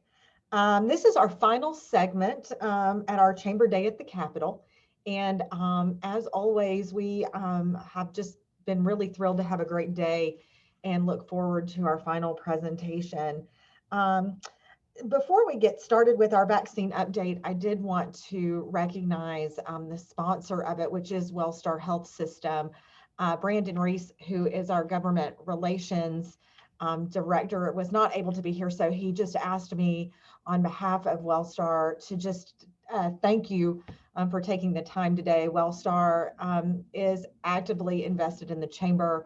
We are actively invested in the community and the work that the chamber does, and we're just privileged to be a part of it in every way. And so on to the presentation. And on that note, I would like to introduce Snehal Doshi, who is with Wellstar Health System. Dr. Doshi is our SVP of Ancillary Services. He oversees lab, imaging, pharmacy, rehab, all those types of services. But Doshi is a pharmacist by heart and has presented on the subject of vaccines. And I will say, honestly, after I watched him, I was a little on the fence about the vaccine, and he gave me that confidence to go and get my COVID vaccination. So I know you will really appreciate the presentation that he is giving us today. And so Doshi, welcome back.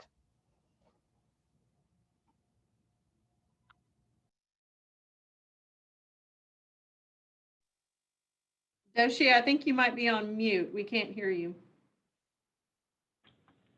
Sorry about that. So you would think in the pandemic by now I would figure out how to double, triple mute here. So my apologies. So I was a couple of minutes late. Let me get my presentation real quick ready here so I can share my screen. All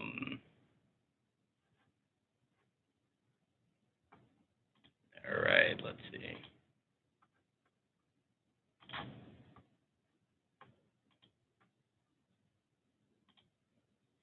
Okay, Lindsay, can you see my screen? Yes, I can. Okay. I'm also seeing Lindsay when I present. If somebody has their hands up or something, I might not be able to see that. So please pause me as we go through the presentation here. So thanks for having me again. So I hope it was helpful. The first time we covered, a lot of vaccines in the market, or at least in the pipeline. We covered how the distribution process works, how the different phasing through the state and the CDC works out. And obviously we're a few months in now, lots of learnings, lots of expansion, lots of doses administered. And I'm gonna go through that really quick here. So our goal obviously is initially to get our high risk and vulnerable populations vaccinated, but eventually all the residents of Georgia. But in order to do that, I think providing vaccine education and facts are extremely important. So I hope that by getting your questions answered today and with this presentation, if you are on the fence or as our community leaders, you could help promote and encourage our communities to actually get the vaccine and provide education as to where, how, and what to do. All right, so this is the same slide from last time where these are the different phases.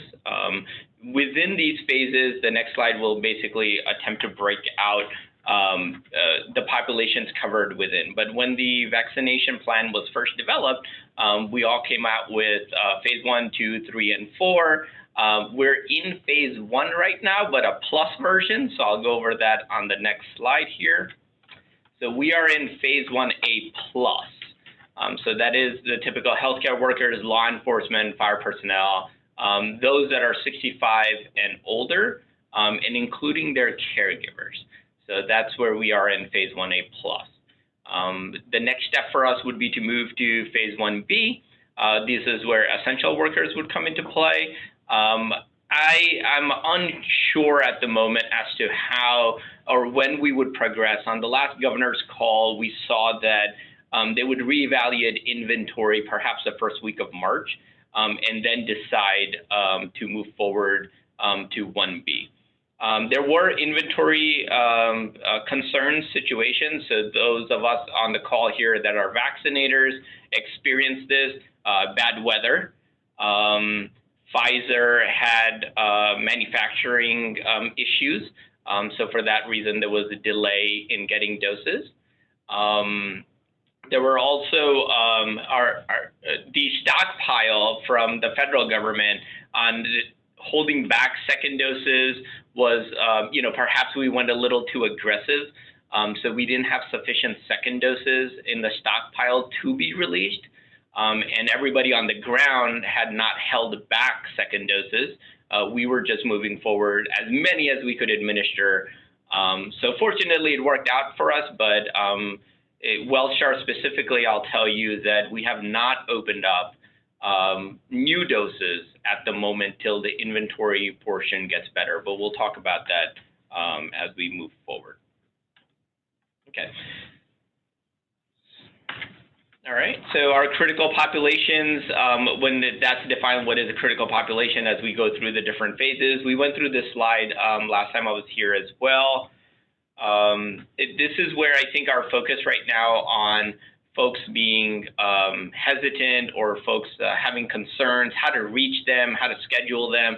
I think a lot of our focus is basically here, but this is basically the definitions of what an essential worker means, COVID illness or not, underlying medical conditions, comorbidity, so on and so forth, what that actually means here. All right, good. So this is some good news. These are Georgia numbers. If you went onto the DPH website, they got a fancy Google-powered dashboard now. So 1.7 million vaccines, meaning doses administered. So this is not head count. But that is a very encouraging number, 1.7 million, that's fantastic. And out of which you can see that our stockpile or our vaccine inventory is not extreme. We're actually running close here. So more Moderna shipped than Pfizer.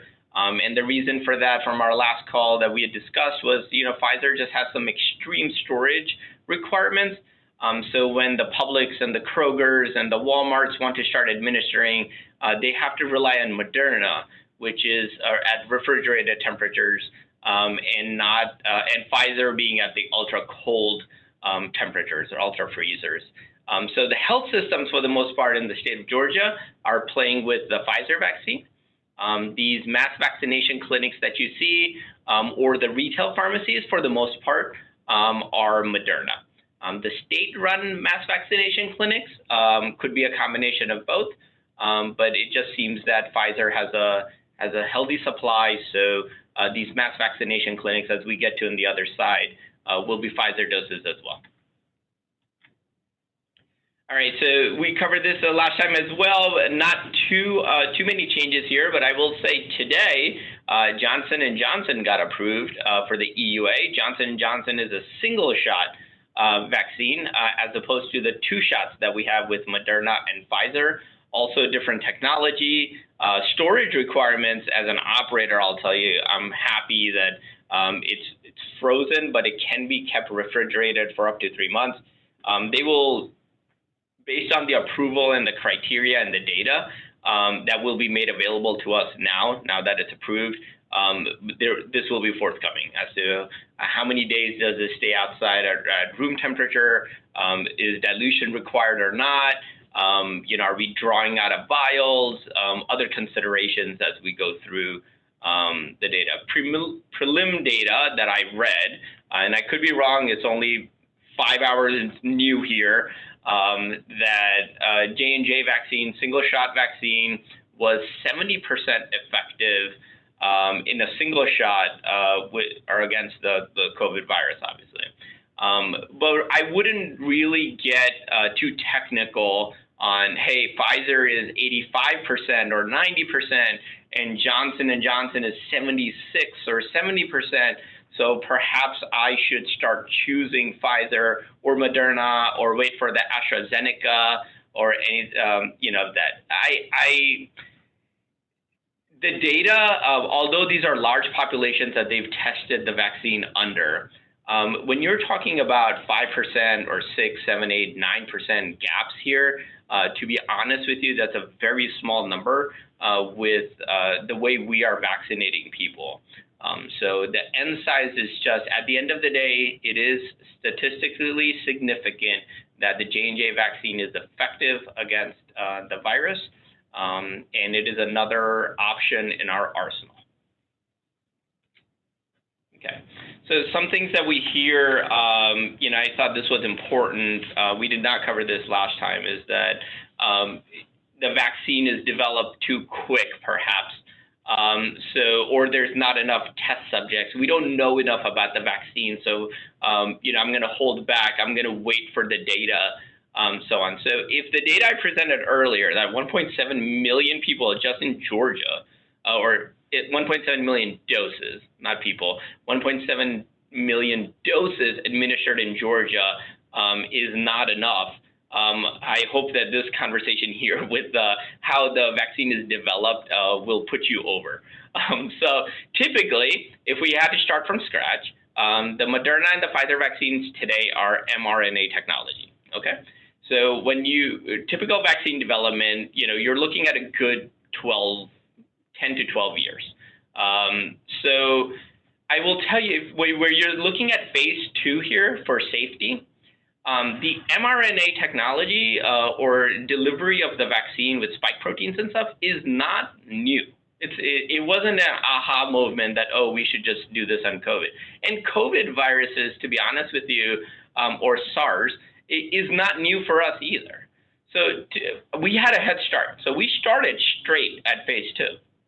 And then it was obviously demonstrating safety and then going into phase 3. So we kind of triggered a 1-year turnaround time and the vaccine was developed. I will tell you that if you have, most of our parents, it's recommended to get the pneumonia vaccine. It's standard of care now. It's covered under Medicare, standard of care. You have to get it. It used to be a 2-dose regimen and so on. When that vaccine first came out, they had, I think, 7,000 subjects in their clinical trials. The Pfizer vaccine clinical trial alone was 40,000. And if pneumonia is mainstream now, that you have to get the vaccine, with an N number, obviously we have many more years of data under our belt now, but with a 40,000 N number for a Pfizer test, plus 1.7 doses administered in Georgia, I feel pretty comfortable with the technology and what it's supposed to do here. So this is how a typical, preclinical phase 2, phase 3 regulatory review. It is approved by the FDA.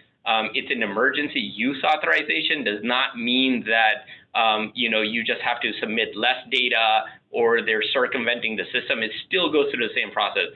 Johnson & Johnson it's just that they get priority. Johnson & Johnson sent their application like 8 days ago.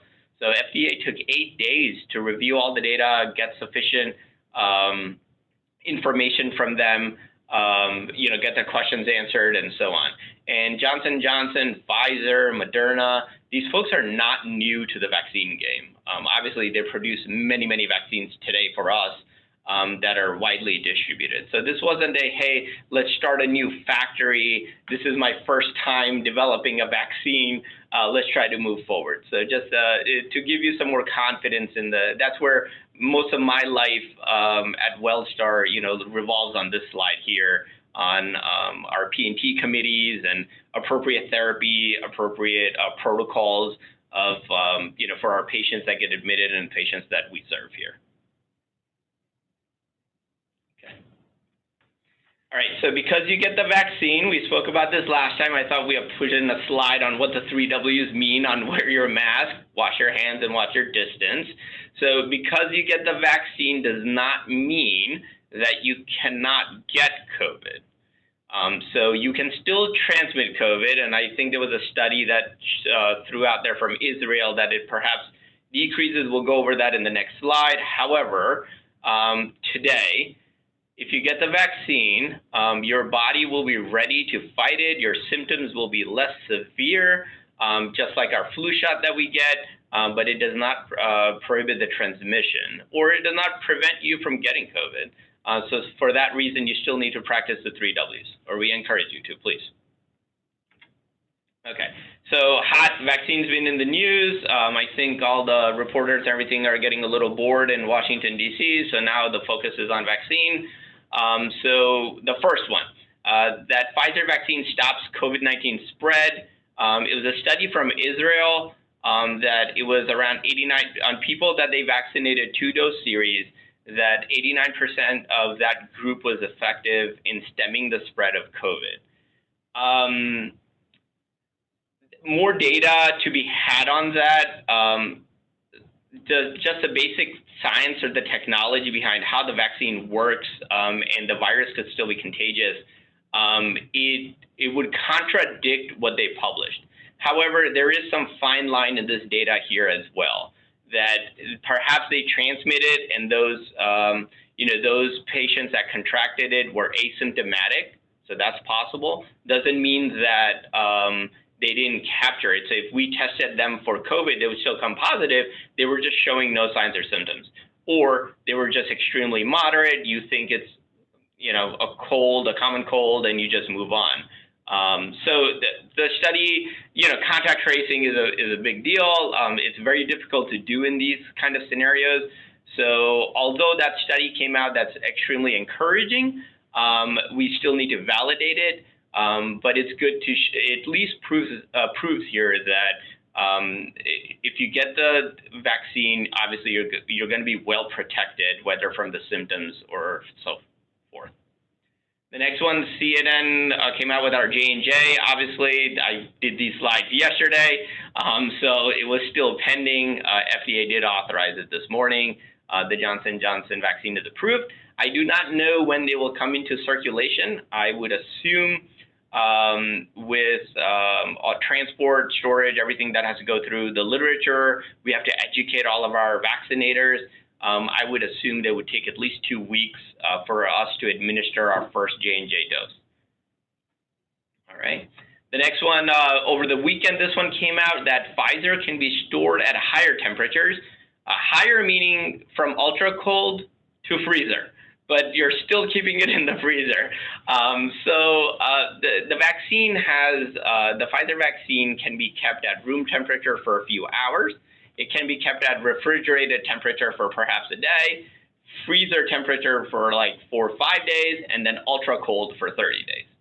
So although the new data, we obviously went, all of us, everybody in the country went strict, right? So when in doubt, always follow the stricter rule.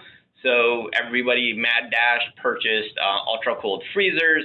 If any of you own stocks in these companies, you probably made a lot of money.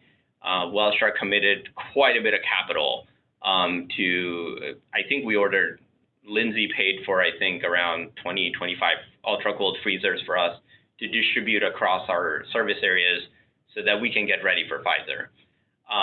So we were still keeping it in our ultra cold temperatures and then thawing it out. It's encouraging to see the data. To believe it or not, sometimes we are struggling. Last hour, we have 5 doses left. We need arms to administer. There's no way we're gonna throw these in the garbage. So we have to go on the streets and start calling people. So that hour, to be honest, and we go by the book, so that hour really matters, especially when you're doing 2,000 to 3,000 administrations a day, like Wellstar is. That hour means a lot for us. So even if they come out and say, hey, now it can be kept at refrigerated temperature for an extra day, just sheer logistics for us, it's a big deal. So I appreciate, although this has not been approved, so we are still going with the conservative estimates here, and people still storing the vaccine in ultra cold freezers or dry ice. Okay. The next one, supply has gotten better. The White House decided to go ahead and just send vaccines to the retail pharmacies directly. So what would happen in this scenario before would be every state gets allocated the vaccine based on their population of 65 and older. Based on that, they get a percentage of the vaccine delivered to the state. The state goes ahead and decides, based on the county and the size of your institution and your appointments and so on and so forth, your population that you serve, how many doses you actually get. And in that, we were competing, we as in the health systems, were competing with Publix, Kroger, CVS's, Walgreens, and so on and so forth. Although we were Pfizer, they are Moderna for the most part, we still have some crossover. There was still competition. So in this scenario, what the White House decided is every state pick 2 chain pharmacies that cover your geography, and the White House will directly ship, not from Washington, D.C., obviously, but from the manufacturer directly to these retail pharmacies, and the state worry about the allocation for everybody else. So take away the Publix. So in the state of Georgia, I believe Governor Kemp decided Kroger and Walmart. So they get their shipments directly from the state. They do not compete with us now in our allocation, and that has freed up a few doses for us. And that's why we are now not delaying appointments. We are not canceling appointments. We're not rescheduling appointments.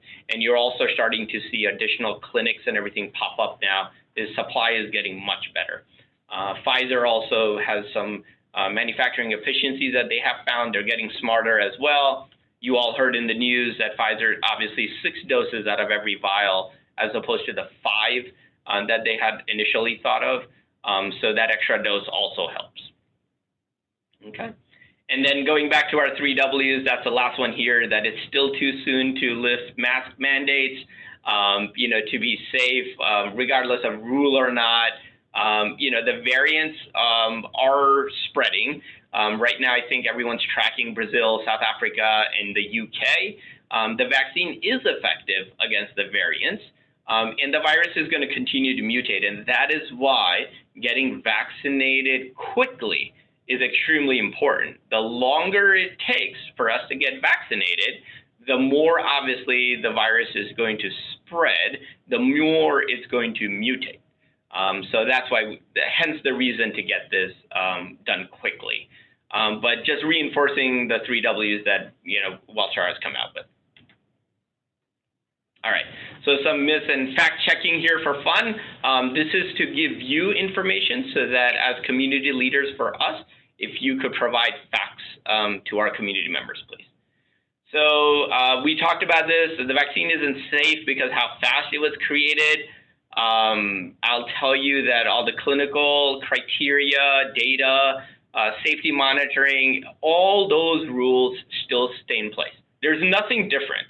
It just got fast-tracked. It got priority. That's all it was, over perhaps another cream or medication for hair loss, which I'm hoping quickly they come up with something because I'm losing a lot of hair.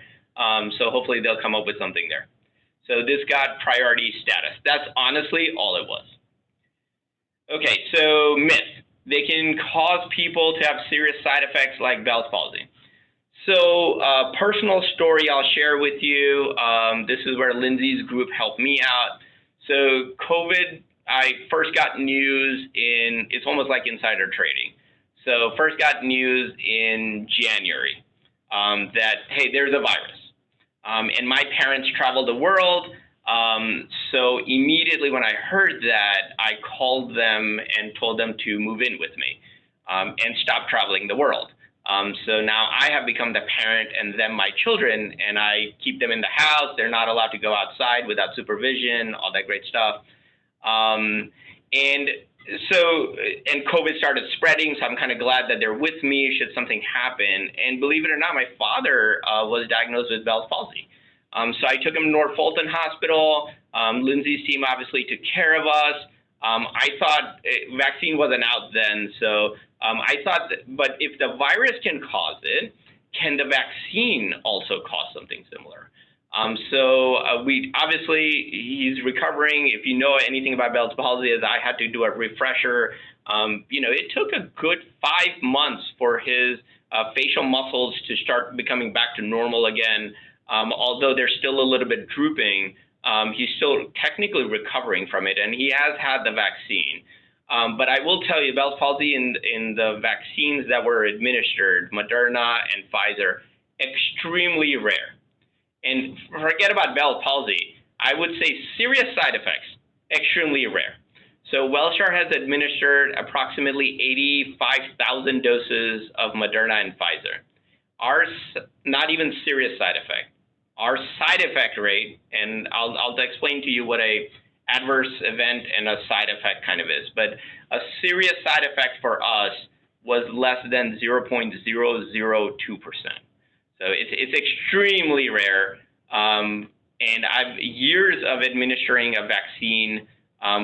Once I think in my career have I had to use, an allergic reaction is perhaps the most common one, but it had to do any other intervention. So I just wanted to share that personal story with you to give you a little bit more confidence that, we're obviously practicing what we're preaching here. I obviously do believe in the data. And despite of my father, getting Bell's palsy a few months before the vaccine, obviously still got it. So just FYI. This will make people sick. This is like the flu vaccine. We go through this every year, right? If I get the flu vaccine, I'm going to get the flu. You can't get the flu from the flu vaccine. This is going to be the same thing, is that if people have reported side effects, and we are all being conservative, meaning even if it's a little itch, we're reporting it. Because I also understand that the vaccine is newer, right? And we're doing mass vaccination. Once even drugs are approved, medications, I should say, I don't want to sound like a licensed drug dealer here, which I am as a pharmacist, but so when the medication is approved and it's out in the community, phase 5 trials continue. They continue to monitor and report side effects of medication. So if the drug needs to be pulled from the market, if it's acting the way we, the data presented, all of that is in motion, and the vaccine is no different. I got my series. Obviously, I had a chance to interview everybody, including Lindsay, that has the series, and I'll tell you that muscle soreness, so injection site pain, perhaps was the most common one. Okay, and this does not contain the live virus. Okay, we talked about the different technologies used on how to develop this vaccine. It is not the live virus, so you cannot get the vaccine and transmit COVID, and you can't get COVID from the vaccine. All right. We talked about how inventory is getting a little better. New vaccine also made available. So Georgia has opened up a mass vaccination site, so where you can actually get your vaccines.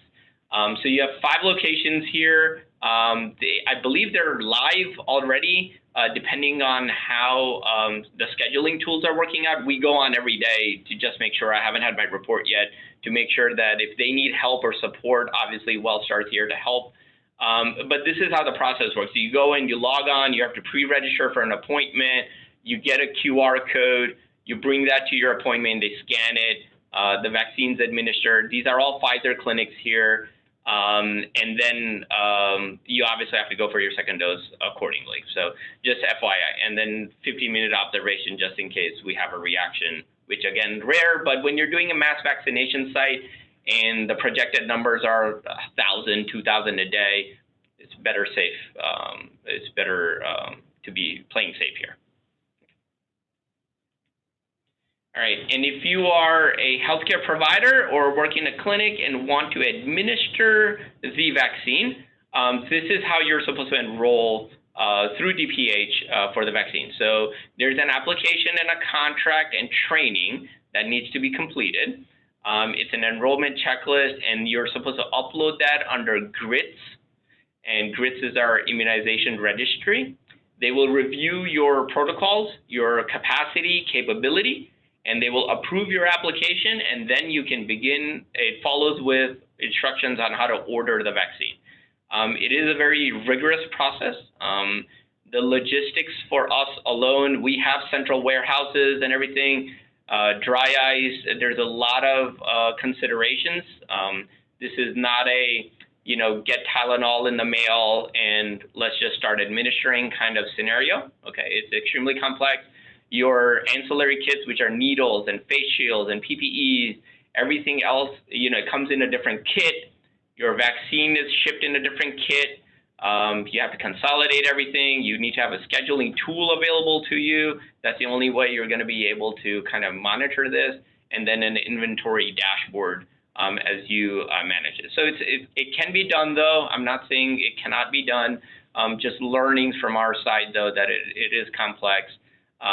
Even though we do this for a living, it took us a little bit, and we too had learnings for this. So. All right, and that was the end of my slides. I'm sorry I didn't pause there. I didn't take a breath. I can, let's see if we have any hands up, any questions. I think I'm ready to take any questions. Thank you, Dr. Doshi. I appreciate it. We've got a couple in the queue here. In the chat box. And again, if you have questions, just stick them in our chat box and we will ask them in the order they came in. First question is, any feedback or knowledge regarding the 2 vaccines that you reference? Is one better than the other regards to side effects? Yeah, I would, as much as I would like to pick one, no, there is no difference. There's data, like I said, it's statistically insignificant. So you could say the same for Moderna and Pfizer, same technology. No, I wouldn't say one is less side effects than the other. Okay. That's pretty direct. Okay, so you mentioned not wanting to waste dosages, and I've heard that from others as well. The question is, how can we sign up to get the vaccine when someone, when someone does not show up and you don't want to waste the dosage? How do you get on that list? Yeah, that's a good point. Let's back up a second. So there's really no list, but technically there is one. So here's how the game works. So DPH came out and CDC came out with guidance on what to do in this scenario, which is great because it takes away from Lindsay scolding me from playing in the gray area. Right, we want the rules. We want to empower our team members to know what they're allowed to do. You've also heard about scenarios in the news and in the state of Georgia where folks went outside of the current phase and administered vaccines. So whether it be teachers, whether it be to individuals that do not fall in the current phase, and they were suspended from the program. The state is going around to all the locations to making sure that we're appropriately assigning the vaccine, scheduling it to the appropriate populations and so on. So there are rules to the game here. However, as an operator and you waiting for the vaccine, also know that push come to shove, we're going to do the right thing. Wasting a vaccine when someone can benefit from it is, it's an ethical issue.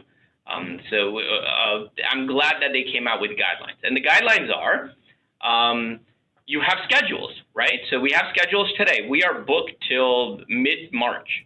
So call people on the schedule, tell them to come early. So let's say it's 5 o'clock at night, and our clinic is going to go on for another hour, and I have 11 doses that I have to burn, okay? So what we do then is call those people on the schedule, and we say, please come early. And hopefully people come early. If that does not work out, we go ahead and there is a will call list. So people that couldn't get on our schedules, there's like a wait list. So Wellstar does it this way. Other institutions may do a little differently, but we do have a wait list because we know that we're not approving the first dose at the moment and so on. So we have a wait list. So we call people from the wait list. If that doesn't work out, we basically try to broadcast. We don't put it on Facebook because then you'll have 100 people show up. But we try to broadcast as to, hey, we have the vaccine available. So what does that mean? So we call our primary care offices, we call our family medicine offices, we call our health parks, we call these institutions where patients, qualified patients in the phase are available to get the vaccine. And if that doesn't work out, there's a very, very fine line that says at the bottom, sure, find a doshi off the street and go ahead and administer the vaccine. But you cannot have a clinic. So to answer your question then, if you're not in the phase and the top 3 areas of consideration, like I told you, everything else is going to be, we will call you. So that means, and I assure you, it doesn't mean that you need to have Doshi's cell phone so Doshi text you. It's a open, transparent process that we just make available that, hey, we have 7 doses. The clinic is now open. We leverage MyChart and other activities to try to text message our established patients to try to get the word out. So I'm proud that, Wellstar administering 80-something thousand doses, we've had to waste extremely, extremely low amounts.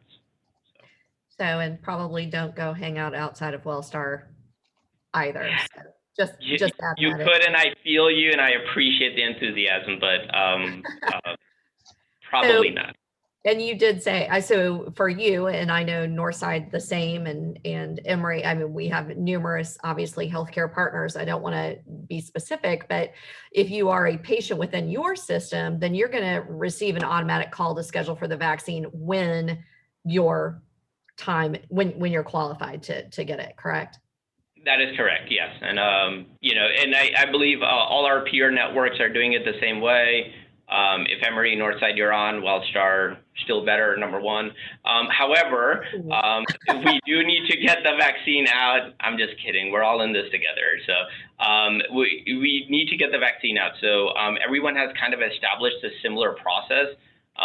Piedmont, others, everyone's doing a fantastic job of trying to coordinate. And that has been one of our learnings. How do I text message you? How do I schedule you? How do I get a survey of how many people even want the vaccine so I can start planning?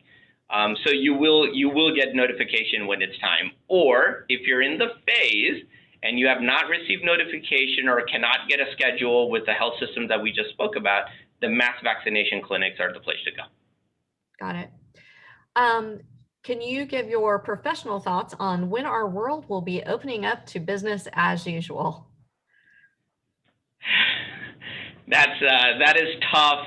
If I answer that, then I have to run for governor in Georgia, and I need all your vote here. That's a tough one. I have 2 little ones. My wife's getting, spring break is coming up. These guys really want to see the water. It's going to be tough. We're just not ready for that. Everyone says herd immunity and stuff. What does that even mean? How long does that take? What percentage of the population do we need to get vaccinated before we open it up? It's just tough. So at the moment, I would say if everyone does their part and everyone has the right information so that they can make the decisions for themselves to get a vaccine or not, practicing the 3 W's, whatever that time frame may be, I'll tell you that we can get there quicker if we do that.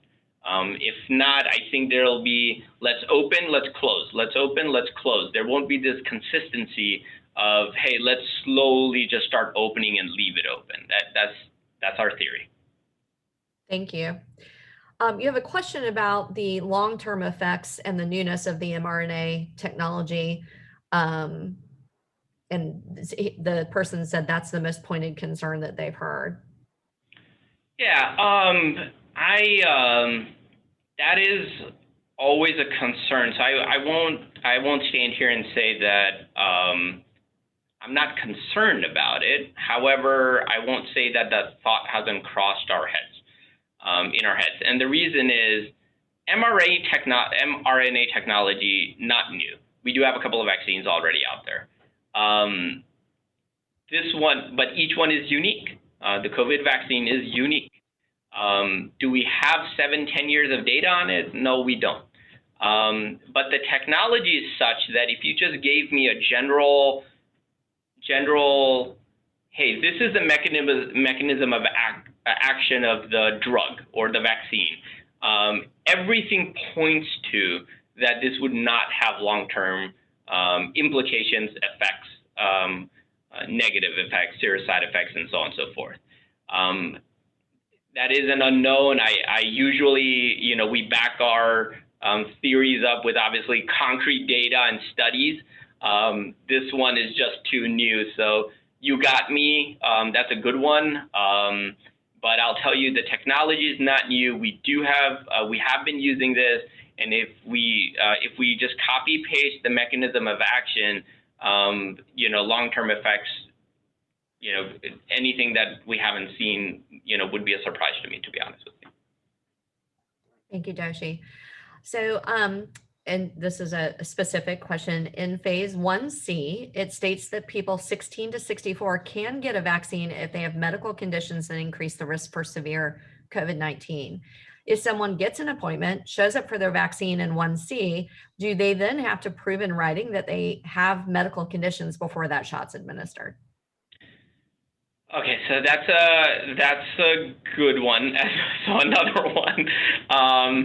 So I don't know how that process is gonna work out for everybody. So I can't speak to all the institutions that are gonna administer the vaccine. I'll tell you about WellStar though. So right now, caregivers can get the vaccine at WellStar.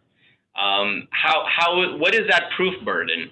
So if you go to a mass vaccination clinic, I think the state is just requiring attestation. I think that's what it is, honor system, okay.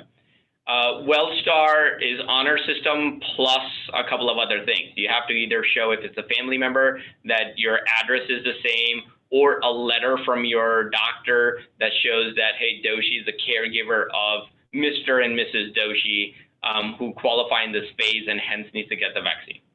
So similarly, this will be made available. Now, I'll tell you, if you're getting it through a health system or a WellStar or even a retail pharmacy, this process, it might be easy. The reason is we have your medical profile, so it's easier for us to validate. But if I go to a mass vaccination clinic, I go to the Braves Stadium or I go to the Mercedes-Benz Stadium and I get a vaccine, how are they going to justify? And I think it is going to be an attestation or some kind of medical record that you may have to bring. TBD though, I haven't, we're on these calls with our peer network. I don't think we've gone that far, but I'll tell you, they'll try to follow a process like we did for caregivers. That was a good learning for us as we moved forward. And we're not there yet. So clearly we're defining some of these things as we hit each of these numbers. Just out of curiosity, I know a number of people have had to go to other counties or even states to get shots. Can you maybe speak to that? I'm hearing about folks who are over 65 can't get shots in Metro Atlanta, going to rural destinations, or even in some cases, states that have moved a little bit further than us, people going there. I'm sure that's not necessarily encouraged. Yeah, that definitely not encouraged. But I don't blame you. Right. I would have done the same thing for my parents, myself. So do not blame you. However, we are well into administrations now. Supply is getting better. Georgia will not administer a vaccine to you if you are from a different state. So if you're from South Carolina coming to Georgia, we will not administer the vaccine. So you have to be a resident. Now, I say that for the mass vaccination clinics. I'm speaking on behalf for somebody else. Okay, so subject to change. But WellStar, you have to be an established patient. Most of our patients, I say, because we do have established patients in West Georgia, for example, that live in Alabama. So we do have to play this fine line and play the game. So there are other rules beneath. However, no, if you're from a different state, it's going to be extremely difficult for you to get the vaccine. If you live in a different county, I believe that's fair game. So especially at the mass vaccination clinics, but you will also see that at the mass vac sites, they're trying to make it regionally spread out so that if you live in the north, on the south, the east, the west, whatever it is, there's a site nearby that you can go to. And now that supply is getting a little better, you won't have that open schedule, and then by the end of the day it closes because it's packed now. That should not happen anymore. Right. There's an additional question that you can see here just regarding the calendar of when these things are open. And I think you've already stated that, we aren't at, we're at 1A plus currently. Your crystal ball isn't working on the 1B progression, except to say perhaps beginning of March, I think was what you said. So I don't know that you have any further details as far as opening to general public, which to me means everybody. Yeah, no, nothing concrete, but now that I'm going to run for governor after this call, my campaign's going to say that, and Lindsay, our ID docs are going to kill me for saying this, but I would think that if our population 65 and older, that's the current phase, which is the mass clinic right now, let's assume it's 1 million people for easy math here, okay? And let's assume that 25%, the adoption of the vaccine in that population is pretty high. So in the nation, you might say 60% of the people get their vaccine, but the people in that age group, it's higher, much higher. So let's assume 20% of the people do not want to get their vaccine. So when can we move to that? We're not going to wrap up 100% of them in the next 2 weeks. It's impossible. So what is that threshold? So I'm assuming that once we hit 60% of the 80% that want to get the vaccine, just move on to the next phase. And then we do the same. And then we move on to the next phase. And then we just keep moving.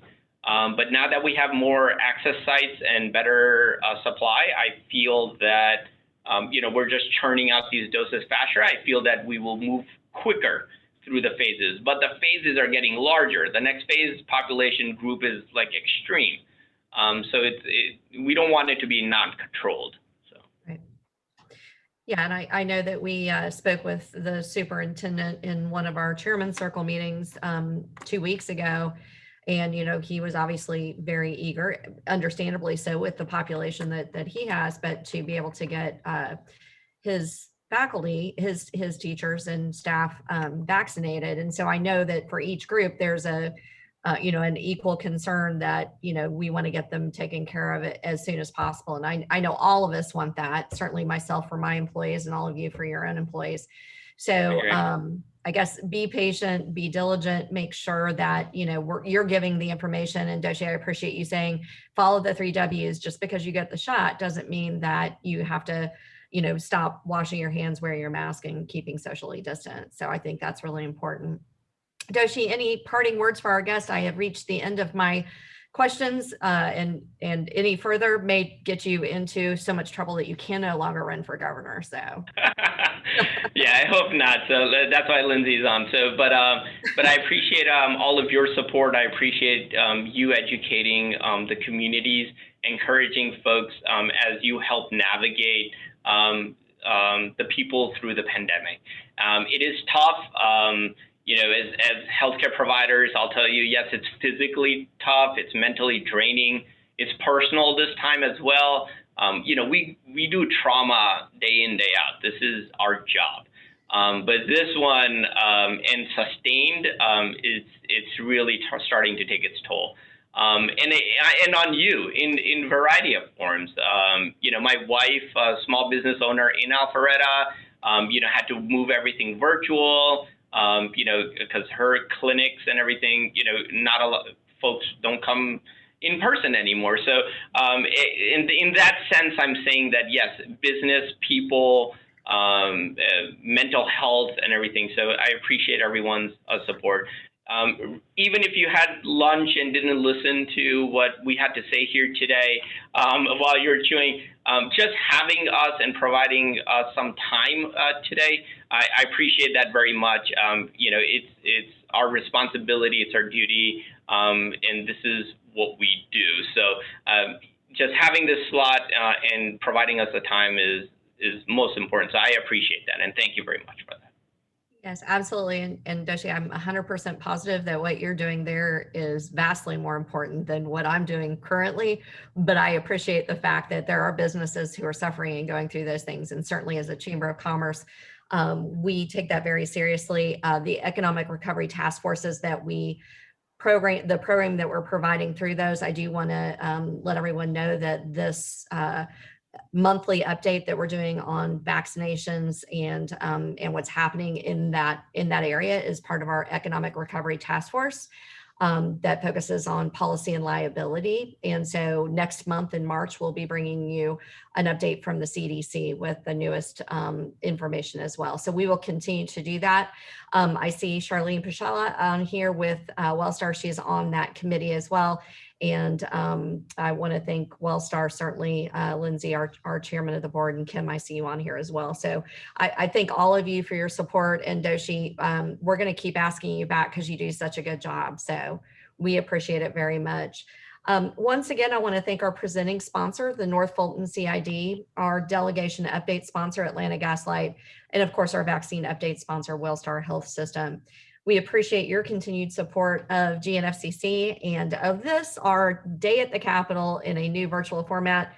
As Lindsay mentioned earlier, you did not have to drive to the Capitol, so you're welcome. The other part I want to point out is that during this program, we've reached more than 100 people, where generally when we have our Day at the Capitol, it sticks around that 30 to 35 number. So I'm glad that we were able to bring that information to more individuals. And even better, thanks to all of you for taking your time today. This was a long program, so many good things. We will have recordings and get those out, of course, tomorrow in our weekly email. So always stay tuned to our weekly emails to get the most recent information. This event, again, is brought to you by the Greater North Fulton Chamber, specifically Government Affairs Committee. Dean Collins, thank you as chair of that committee for helping us MC today. We look forward to many more events with all of you, and certainly we'll try to keep you informed as we get back to business together. Thank you.